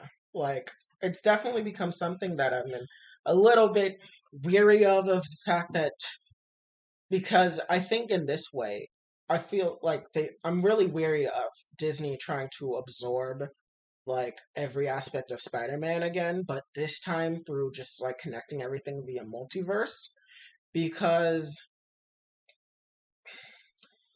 I just it just doesn't feel right. Yeah. But just to round up all of our opinions, yes, we're excited. Of course we are, but we have reasons to be worried because of Sony. Yeah. And Disney for that matter, if it is supposed to cross over. Yeah. Because while I believe the creators of this love this, and I believe if there was a crossover with the MCU, it's probably going to be like an enormous love letter to the comics. I just don't like what it could represent. Yeah. Yeah, even if the content itself is good. Because in the trailer, like, it looks still just as stylized if it did before, if not more. Yeah. Like, obviously, it's going to take place in a different dimension because, of course, the stylization is completely different to what we saw in the first movie. Yeah. But with that, I'm optimistic too, but just the motivations have me very worried. Yeah. And that's definitely what I'm thinking. And yeah, I was also just seeing so many different clues to how they could do a Spider Verse between the Celestials now being a thing, and Nowhere being a former Celestial whose head was cut off by No, which was using All Black the Necro Sword, which is the sword that Gore ends up using, which is showing up in Thor Love and Thunder, and the Ebony Blade is a type of sword that is like the Necro Sword, and we saw that in the Eternals, and I'm just like, oh no, they really are trying to do this, and if Spider-Verse is getting a sequel, then they're definitely gonna do Madam Web, and yeah. Yeah. Now, yeah, let's definitely move on because we've had enough negative opinions about Marvel for one episode. Yeah, I mean, the next news that comes out was also Marvel related. Was that Shang-Chi 2 has been confirmed to be made by Daniel Cretton, as well as an unnamed Disney Plus series for Yeah. Marvel that will apparently have comedy as one of its main focal points. Really? Yes. Hmm. So, Shang-Chi 2, we already knew this was going to happen. I mean, yeah. My question is so we know that we're getting a Xialing Disney Plus series. Do you think this is not it? No, You I don't don't think think so? it is. Because I don't think it would be appropriate for a Xialing Disney Plus series to be comedic. Yeah, that's why I was a little surprised when you said it was going to be more comedy centric, which Yeah, leads me to think, oh, what lead could have that? yeah, because originally when I first read the article, it made it sound like Shang-Chi 2 was going to be the comedic one. But no, it's actually that he's making Shang-Chi 2 and he's making a Disney Plus series that will have a lot of comedy. And Which I, more comedic than we're used to in Marvel. Like if they point it out, it's obvious we're going to get more than what we're used to. yeah, Because what's the most comedic ones we've got? We've got Guardians of the Galaxy. Guardians of the Galaxy. We've got on its own Thor Ragnarok. Yeah, Like we really don't have many franchises that are super comedic. Like yeah, we've got the classic Marvel quips and all of that, but none that are exclusively focused on like comedy. Because yeah, those are the two that immediately come to mind. yeah. And so So I'm really interested in what this could be. Because the only other Disney Plus shows that we know are coming out that haven't been formally announced is we're supposed to get an Untitled Wakanda show. We're getting Werewolf by Night. Actually, let me pull this up before I forget one. But yeah, it sounds like it's supposed to be a comedy show that is in the MCU but is not um Shang-Chi 2. And I hope it's not the Xialing show. yeah, Okay, yeah, so the shows that we're getting are Werewolf by Night. We are getting The ones that haven't been announced are Werewolf by Night, um, a Wakanda series, and Silk by Sony. Hmm. Which, out of the ones you've listed, I don't know if any of them make sense to be comedic. The only one I could think of that would be comedic would be Silk. Yeah. Also, just a little bit of backtracking on my previous talk, just to further my conspiracy brain about the fact that Spider-Verse may connect over, Sony is making something regarding Madame Web. And Madame Web is intricately tied to Spider-Verse. Yeah. Just feeling my conspiracy brain even more. I'm thinking maybe, just maybe, he'll be the one working on Marvel Zombies. I could see it actually. Maybe Marvel Zombies is more comedic. I mean, they tried to make it comedic with What If, and it flopped miserably because that ended up being the weakest episode out of the 9 that we saw. Because they completely mismanaged the humor. Because the humor in Marvel Zombies is the zombies, not the people. The people are supposed to be depressed because everyone they know and love are zombies. But the zombies are supposed to be comedic because it's the same characters, but they want to consume flesh. Yeah, because in all realism, the only ones that should be quipping is Ant-Man and Spider-Man. Yeah. Yeah, those are the only characters because it was revealed that's how Peter copes with tragedy around him, and just Ant-Man. He's just a funny guy. Yeah, okay.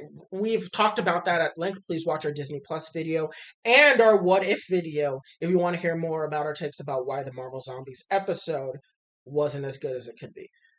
But what if the show Daniel Cretton is making is the Marvel Zombies show that's focused on comedy? Yeah, which would lead me to believe this has to take place outside of the MCU. Would it? Multiverse.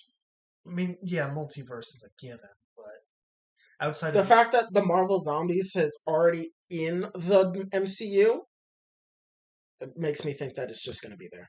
And it was announced on Disney Plus Day. Do you think it'll take place in the same universe as What If? To start. Because the big thing about Marvel Zombies is that they end up crossing into different universes and consuming them. Oh boy. So, just because of the fact that Marvel Zombies technically already exist within the MCU, it makes me think that this is just going to be more of that. Different universes and the millions of universes out there just being attacked by zombies. Okay. Well, if it's more comedic, I'll take it. I just want it to be appropriate humor. Yes, please. Because again, we have gripes about What If and its handling of Marvel Zombies, but if it's handled by someone like independently to craft a whole series about Marvel Zombies, it could be done well. Yeah. Because I think the biggest weakness is that the entire story was contained in just one episode. Yeah. So. Oh yeah, I did hear that there could be a Monica Rambeau show, but I also don't think that one should be comedic either. No, especially if the whole point of, I think the whole point that they're trying to take her character after WandaVision is getting her into space, connecting her back with Carol, and yeah, maybe she'll have trips with the Guardians, and that'll be comedic. But I just don't see it. Yeah. I feel like Guardians 3 is supposed to be the end of the Guardians. Especially when we're getting. I Am Groot. We're getting I Am Groot holiday special. We're getting the holiday special. Quit taking the words out of my mouth. We're also getting Guardians 3. All of those are going to be comedic, especially Thor: Love and Thunder. And Thor: Love and Thunder. Like especially the holiday special, we know is going to be heavily comedic because it's inspired by the Star Wars holiday special because James Gunn explicitly said that was his inspiration. Yeah, I think, personally, I think we have enough comedy, and comedy. I feel like we have enough comedy, and that if we are going to return to space, and Monica is the one, I think we should take space a little bit more seriously. Yeah. Because so far, everything involving space is comedic. Especially if we're going to get Secret Invasion soon. Yeah. Yeah. I don't think Monica's going to show up, though, in I, Secret Invasion. I mean, probably not, but just as like the planning for the rest of this, Yeah, the for the saga, like a space is going to be involved a lot if a Secret Invasion is coming soon. yeah. Yeah, but yeah, But those are our thoughts on what's been announced recently with the potential Shang-Chi sequel and a comedic TV show gunned by the same director. yeah, I'm just double checking to make sure. Um, I'm just trying to double check that something hasn't come out that we weren't expecting because the Hisuian Voltorb came out half an hour before. Oh my god, a new Star Wars game just got announced at the Game Awards. We will talk about the Game Awards next week. We'll have to talk about that next week because it's happening live. And yeah, no, but yeah, I think they just announced a new I'm Star Wars sure we'll game. have. I'm sure we'll have plenty to talk about at the Game Awards next week. This week we've got one more topic that we have to talk about, and I'm gonna have to take the lead on this. Yes. So So I'm the one who has to talk because someone got too obsessed with Lost and didn't dedicate time to this and hasn't caught up to the series yet. So I'm sure that everyone in the anime scene is aware that JoJo's Part 6 Stone Ocean has come out on Netflix, which is, I do want to touch on this first. The fact that it's released exclusively on Netflix, because isn't only um Battle Tendency and no, it's caught up at this point. oh, Netflix has all of them now? Netflix has caught up, and actually, Netflix also has the Rohan OVA from Part 4. Oh my god. Yeah. No, they Iraqi loves Rohan, so it's a given. Okay. So yeah, so it's very weird because especially watching like Part 5, Golden Wind, Yeah. we're used to weekly Crunchyroll releases, but this time we just got a dump of 12 episodes to begin with, which is why this is going to be more of a general discussion, not an episode review. And just for clarification, the 12 episodes is not the whole season, right? No, Okay. no, it's of course we're going to get more because we only got a small bit of the plot to begin with. Mhm. So just a bit of a plot synopsis. Part 6 deals around with Jolene Cujo, the daughter of Jotaro Cujo, who was framed for murder in a hit and run and is put in Dolphin Street Prison, a prison in Florida. Oh boy! And is her attempts to escape and also get back her father's stand. Yes, Star Platinum was stolen. Excuse me? Yes. Is it just me? Or outside of why am I forgetting the name of part 3? Stardust Crusaders. Yeah. Is it just me, or outside of Stardust Crusaders, Jotaro is the biggest fucking loser in all of JoJo's? As soon as Stardust Crusader ends, Jotaro just becomes a fucking loser. What happened? So, what happened? So in part 4, he has to deal with the fact that his grandfather had an affair, and now he has to deal with his inheritance issues. And then in part 5, he's got to figure out, okay, where the hell is the stand arrow, and what is going on in the Italian mafia? And then in part 6, he's got to rescue his daughter from prison, and that fails miserably. The only thing that I know about Stone Ocean is that in the beginning of Stone Ocean, Jolene gets caught masturbating in front of a prison guard. And guess what? They still touch on that in the first 2 minutes of the episode. I feel like they have to. They have to. People were so worried that it wasn't going to happen, and they still did it. Yes, I've read the first page of Stone Ocean, and it was over just like, my shoulder too. Which was like, why? Why did they have to catch me masturbating? And I was like, well, that's enough JoJo's for me. But honestly, this was a breath of fresh air because Jolene is so much better of a character than Giorno, the protagonist of Golden Wind. Doesn't Jolene have a son in this as well? Jolene is 18. Oh, you're talking about Emporio. No. He's just someone who He's just a boy that is wandering around the prison and has been born there since before the prison was rebuilt from a fire. Okay, so he's not Jolene's son. No, as far as I'm aware. Okay. Of course, there are tons of time shenanigans in this series after stands are introduced, so who knows? Okay. But yeah. So most of the plot revolves around the fact. Well, the first 12 episodes was trying to retrieve the memory discs that were stolen from Jotaro by the stand user, or the stand user of the stand, White Snake. Okay. What's White Snake do? White Snake, what he does is he actually takes like discs that are embodiments of your stand and memory and takes them away from you. And he can actually give compatible bodies new stands. Imagine if he stole King Crimson. He actually couldn't use Star Platinum, if that gives you any No. But I'm saying, what if he stole King Crimson? I don't want to think and about gave it to someone else. I don't want to think about part 5 anymore. My opinions on part 5 have been dwindling ever since I finished that part. Okay, fine. Because I will say that improvements from part 5, like I said, Jolene is much better of a character. She's a lot more of a combative person. Yeah. Whereas Giorno's whole personality is, I have a dream to become a gang star. You guys can't see this, but I'm staring blankly at him. And the thing going through my mind is the meme where it's like, really, nigga? Really? Like, his whole thing is he wants to topple the mafia because he's upset that drugs are being smuggled. That's his whole motivation, and it's terrible. So moving on. But again, I don't like part 5 looking back. Like, my enjoyment of part 5 is going down more and more as I go on, and part 6 is catalyzing that even more.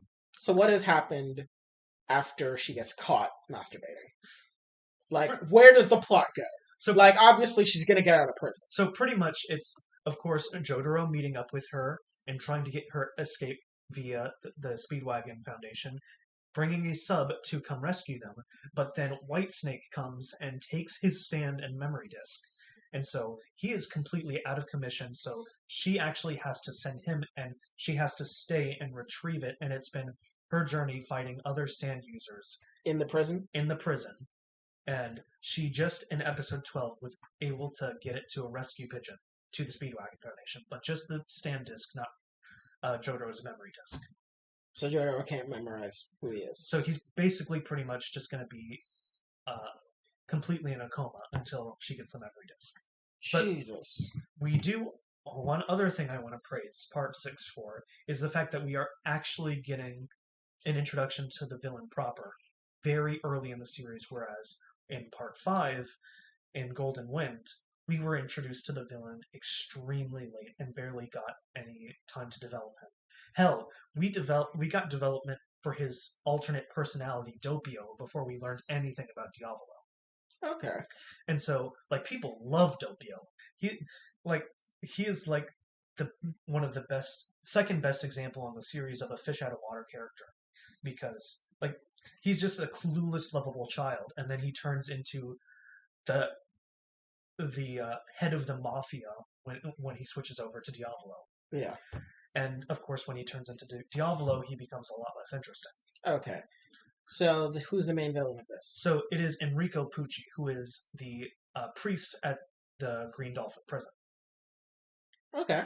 And so he actually, and the biggest thing that also keeps me wary of part 5 is the fact that it has no connection to the Dio versus Joestar plotline. Yeah. Meanwhile, Pucci was actually a follower of Dio in his early childhood.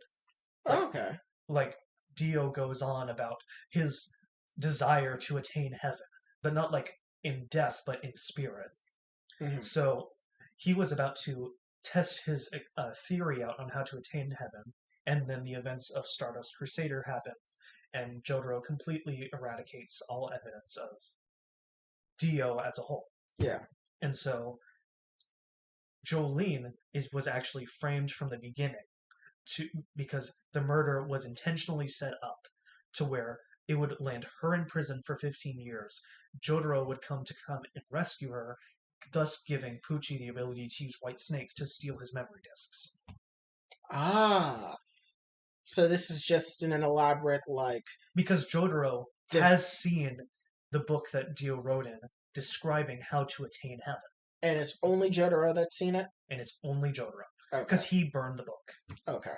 So Pucci is trying desperately to figure out through Jotaro's memory disk what is the way to attain heaven.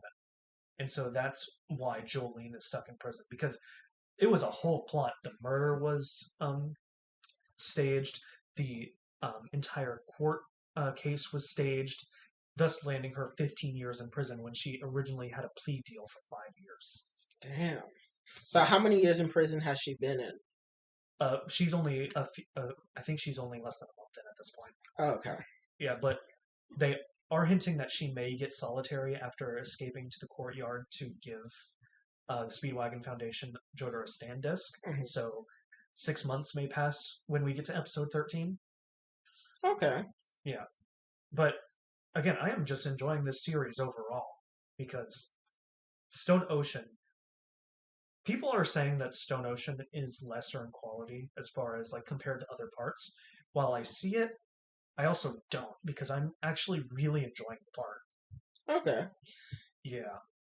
And because leave it up to JoJo's to make a game of catch interesting and full of tension. Oh god. It's like when Jotaro was playing playing poker. Oh no, the stand battles against I think it's the Darby brothers. Those were really tense, especially the poker one especially. But yeah, no. This one is against the stand Marilyn Manson. Yes. Oh! Hey, Rocky loves his music references. Oh my god, that's so... I mean, it was already blatant with a lot of them, like Santana and AC/DC and fucking Oingo Boingo, but oh my god! I mean, Jolene's stand is literally called Stone Free. I hate myself. Jesus! Man, mangaka are just shameless sometimes. They are just shameless with these names. Oh, just wait until you get to my favorite character so far. But going on to what I was saying before, and I lost my train of thought. What was I talking about again? Oh yeah, the fight against Marilyn Manson. It was basically a game of catch where if you bet, you have to commit to the rules of the bet. Otherwise, your bet is taken, even if it's your organs. What? Yeah. So you have to bet something? And if you bet something, thus the rules of that bet have to be carried out. Otherwise, the bet is taken from you in any way possible, even your personal organs. So it's like I bet you can't catch this ball, and if you do, I'll give you my eyeballs. So the whole premise is, I'll bet $1,000 if you can throw that ball 100 times, and then 1,000 times, and the money keeps going up and up and up. And once the stand user of Marilyn Manson finally got an edge, organs were stolen. Well then. Yeah. So when you say organs are stolen, are you referring? Is it like how Zim from Invader Zim stole organs? Like the liver is literally like they punch through the body and take the liver out.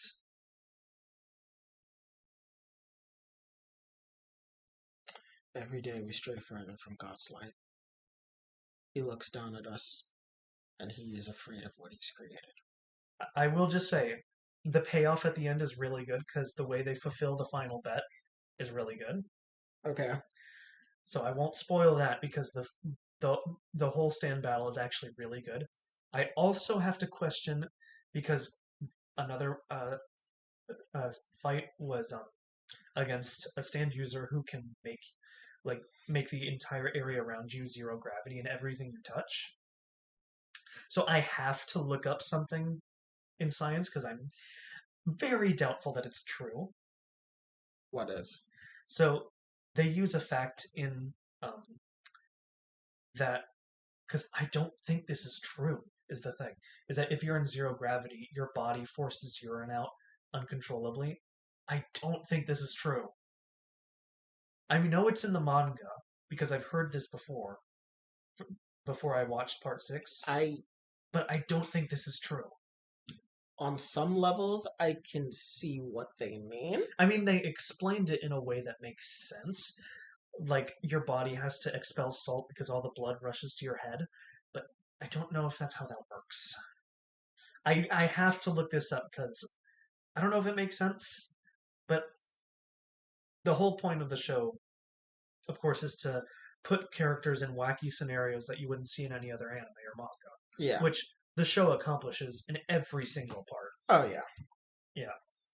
I mean, I still remember when Jonathan was doing all those jumps in the burning Joestar mansion. I'm like, and he's supposed to not be superhuman? Or when he went into Crime Alley and just like made like Ario Speedwagon his bitch, basically. Oh yeah, let me just catch this bladed hat in my arm. And it's like, you're supposed to be dead. Yeah. And Speedwagon's only response, nothing but a true gentleman wouldn't kill his opponents, and immediately becomes his best friend. It's like, nothing but a true gentleman wouldn't kill his opponents. I'm like, He specifically kicked him in a way that wasn't non-lethal. I need to be this man's friend. I need to be able to ensure that everything that my fortune makes will forever be accessible to his bloodline. I mean, it worked out. He ended up creating the greatest oil monopoly and a research organization that ever lived. From just being a petty criminal. Speedwagon is an anomaly. But now I do want to talk about like the main cast we got, because we got Jolene, who I've also already gone in depth to. We got Hermes, who's controls the stand Kiss, which is basically so her stand creates stickers in it. Basically, if you put a sticker on something, it replicates it, and once you tear it off, it completely combines them back in a forceful attack. And it has been used pretty creatively, actually. So if I put a sticker on you, ripped it off, another you would just slam straight into you? Yes, and it would potentially kill me. That's broken. Yeah, that's pretty dumb. I mean, it's basically predicated on how fast she can do it to you. Yeah. And then Jolene's stand, Stone Free, has the ability to make her stand expel into string, and basically she can do with it as she wants. If there's one thing I learned from One Piece, string power is absurdly broken. Oh yes, it is. It's saved her on numerous occasions. So I believe it when you say it's broken. Yeah, yeah. And then of course there is the stand, Foo Fighters, which you're gonna have to follow me for this one because the origin of this character is crazy. Okay. Okay. So originally there was a prisoner named Atro. Okay. So this happened in a plot line where they had to find where White Snake was hiding all of the memory discs. Okay. So they were out in the farmlands and they had to stay within 50 meters of a prison guard, otherwise their bracelets that were tracking them would blow up. Okay. The prison guard was dragged down by Foo Fighters, Mm-hmm. and so Atro blew up. Okay. Okay. And so after that, of course, they fight Foo Fighters and win through, of course, JoJo BS. Yeah.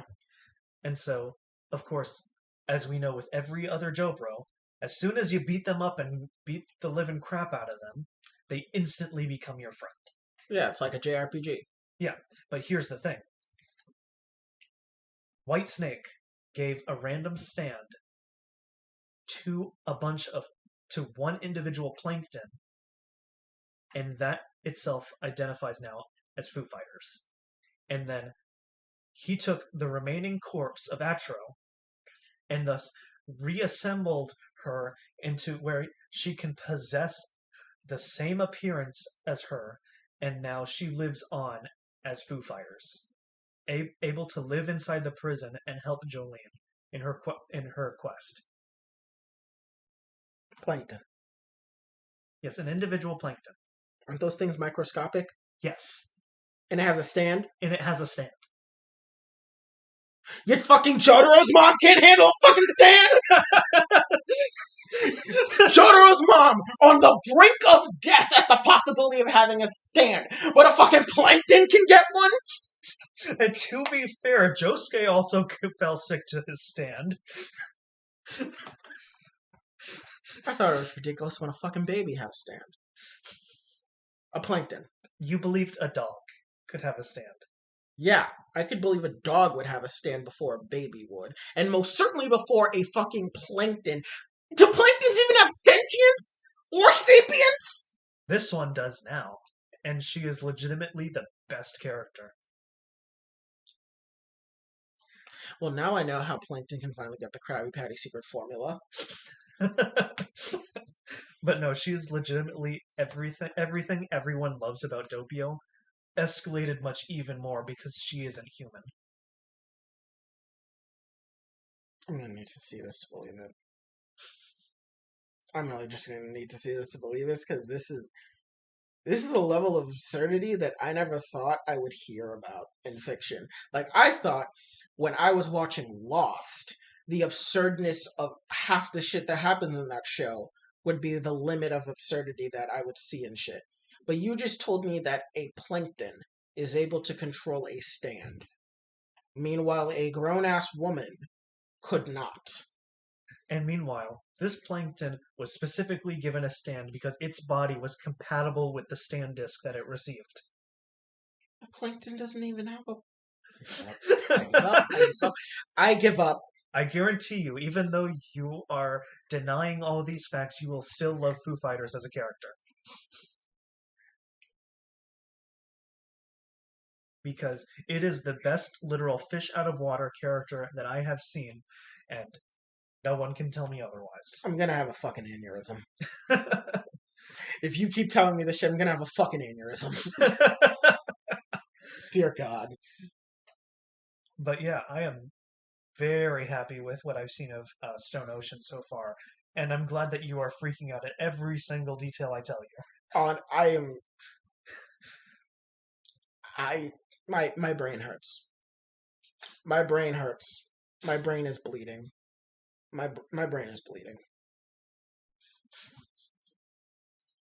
I don't know what else to say to that. I honestly don't know. This is almost like when I watched Everyday Bro by Jake Paul for the first time and just had a nosebleed on the spot from how I was so repulsed by that music video. I started bleeding. Uncontrollably bleeding. This is what it feels like. I guarantee you'll still love the show. And I don't doubt that fact. Because it is this time the absurdity is taken up even more. Because you want to know what helps Jolene get the disc over to the rescue pigeon? What? Is the fact that the stand user of Weather Report makes it to where that frogs are absorbed into the sky and it rains down frogs. Are the frogs gay? They're poison dart frogs, so they might as well be if they're that colorful. Oh my God.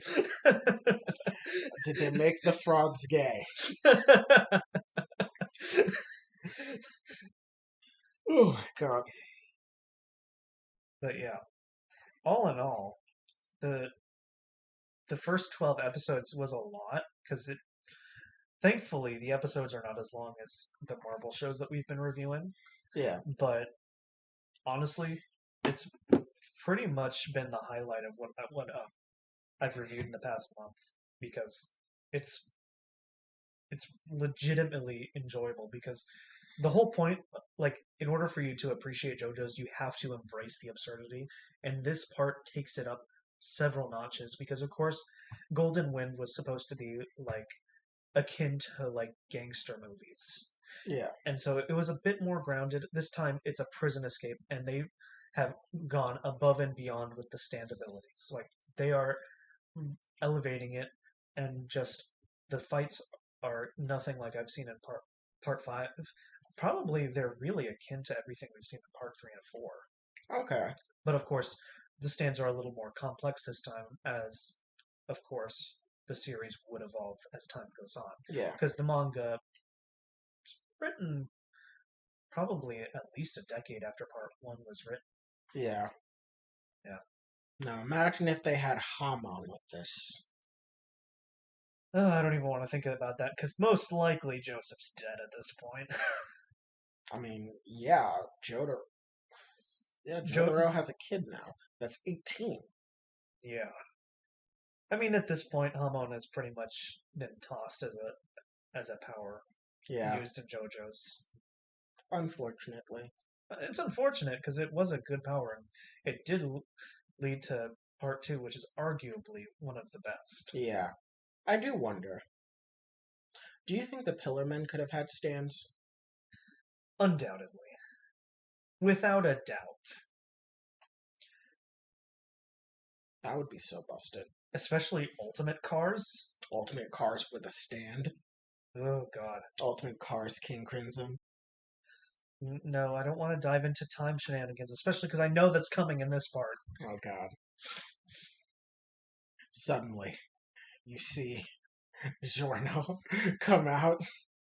You see him come out. Who? Giorno has King Crimson, right? No, Giorno has Golden Experience Requiem. Diavolo has King Crimson, yeah. Yeah, Diavolo comes out of a wall. He's like, it was me. I still think it's a missed opportunity that Diavolo is not a Dio roller. And that's why that's another reason. It's like part 5 is not connected to the Dio versus Joestar plotline at all. Yeah, because Giorno is just a bastard child of Dio's. Yeah, and there's no Joestar, right? Like he's Like, technically a Giorno is technically a Joestar because it's Jonathan's body. Yeah, that's pretty much all that it is. Yeah. Like it's just a random kid in his mid-teens taking down an entire mafia and it having nothing to do with the Joestar versus Dio feud, aside from the fact that there are stands now. Damn. Yeah, because when you think about part 5, you really don't think about Giorno. You only think about like Bucciarati. You think about Doppio. Those are the characters that immediately come to mind because those are the most interesting. Yeah. Meanwhile, I do think about Jolene. I do think about Foo Fighters. I do think about Pucci. I think about, and especially with other parts, you think about Joseph. You think about Speedwagon. You think about Jotaro, about Polnareff, about Avdol. All of the characters are recognizable. You even think about Iggy to some extent. Oh, and Lisa. And Lisa. Like, all of the side characters matter. Yeah. Meanwhile, in part 5, you don't really think about characters like Abaccio and like Fugo, especially the story doesn't have any concern for Fugo. Damn. Yeah. Well, I certainly had a lot to talk about this. Yeah, you definitely did, and I'm just trying to sit here and I'm like, you need to watch it. I'm like this, and this man got his art into the fucking life. Oh yeah, Araki is a genius when it comes to art. Yeah.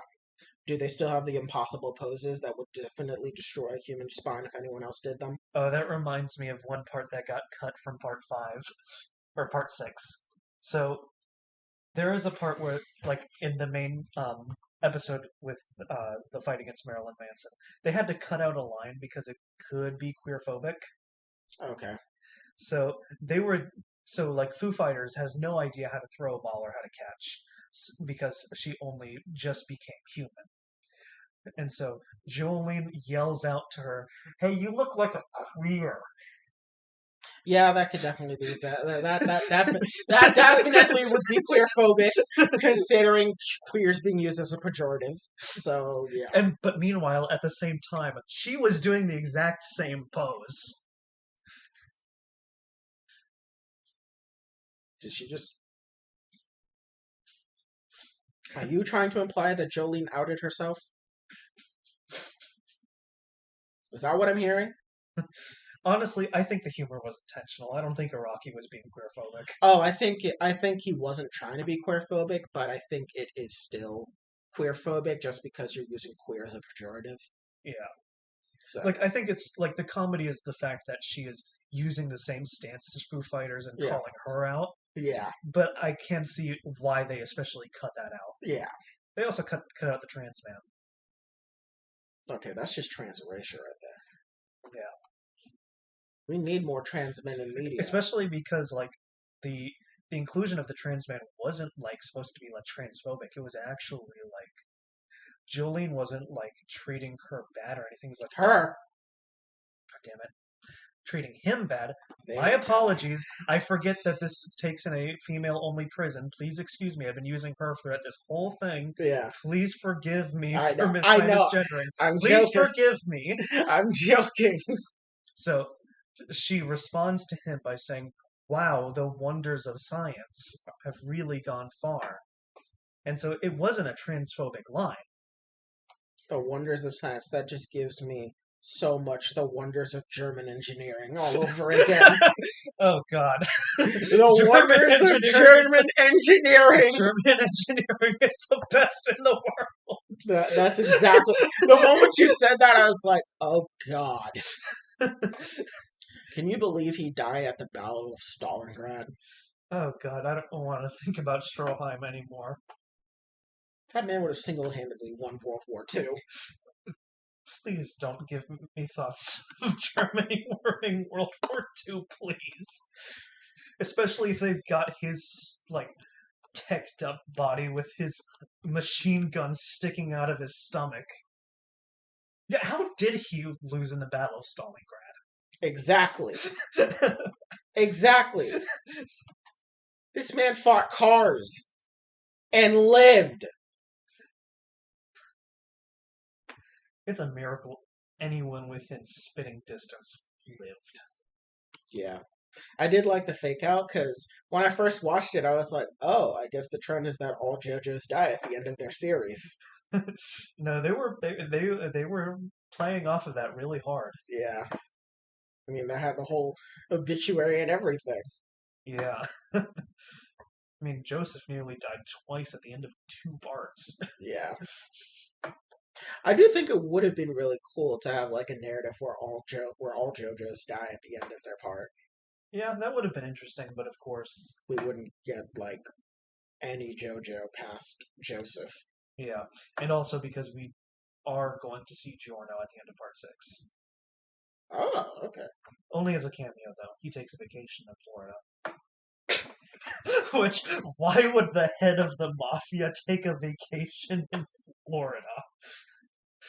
Oh god. I'm trying to think. And then part 7 is when they go all universe. Yes. And we get Steel Ball Run, supposedly the best part in all of JoJo's. And then what's part 8 called? JoJolion. Okay. And that one just takes place in alternate Morio. Because part 4 takes place in Morio, but so does part 8. And the protagonist of part 4 is Josuke, but protagonist of part 8 is another Josuke. That's the show, everyone. Like, oh, I'm just gonna leave that alone. I'm not even gonna bother. But Stone Ocean does sound really interesting, though. You should watch it, and as should the rest of you. I mean, JoJo's is one of the greatest animes. And headed by one of the greatest artists of all time. Yeah. I mean, he definitely can be considered one of the greatest modern artists of all time. Especially if you love like 80s and 90s music, you're in for a treat because you will get a ton of references, even starting at part 1. Yeah. Because REO Speedwagon. REO Speedwagon is the name of a band. Yeah. The Pillarmen are named after AC/DC, Wham, and Santana and Cars. Yeah. Yeah. And from part 4 forward, all the stands are then named after albums, songs, and artists. Yep. So, and I'm sure that you saw that a lot in this discussion about part 6, as a lot of them are. Marilyn Manson, Kiss, White Stone Snake. Free, White Snake. Jeez.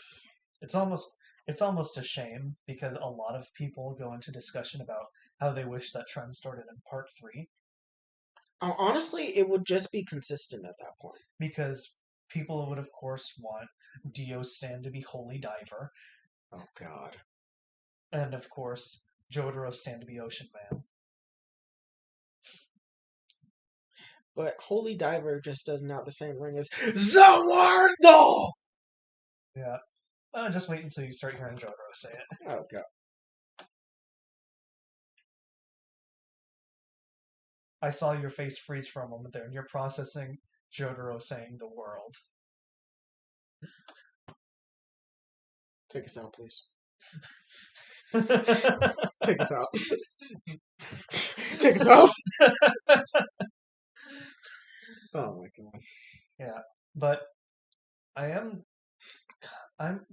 so one thing that is weird is that we're kind of left in the dark as to when the next few episodes are going to drop because of course the story does go on for quite a bit longer. I mean, Golden Wind was 50 plus episodes.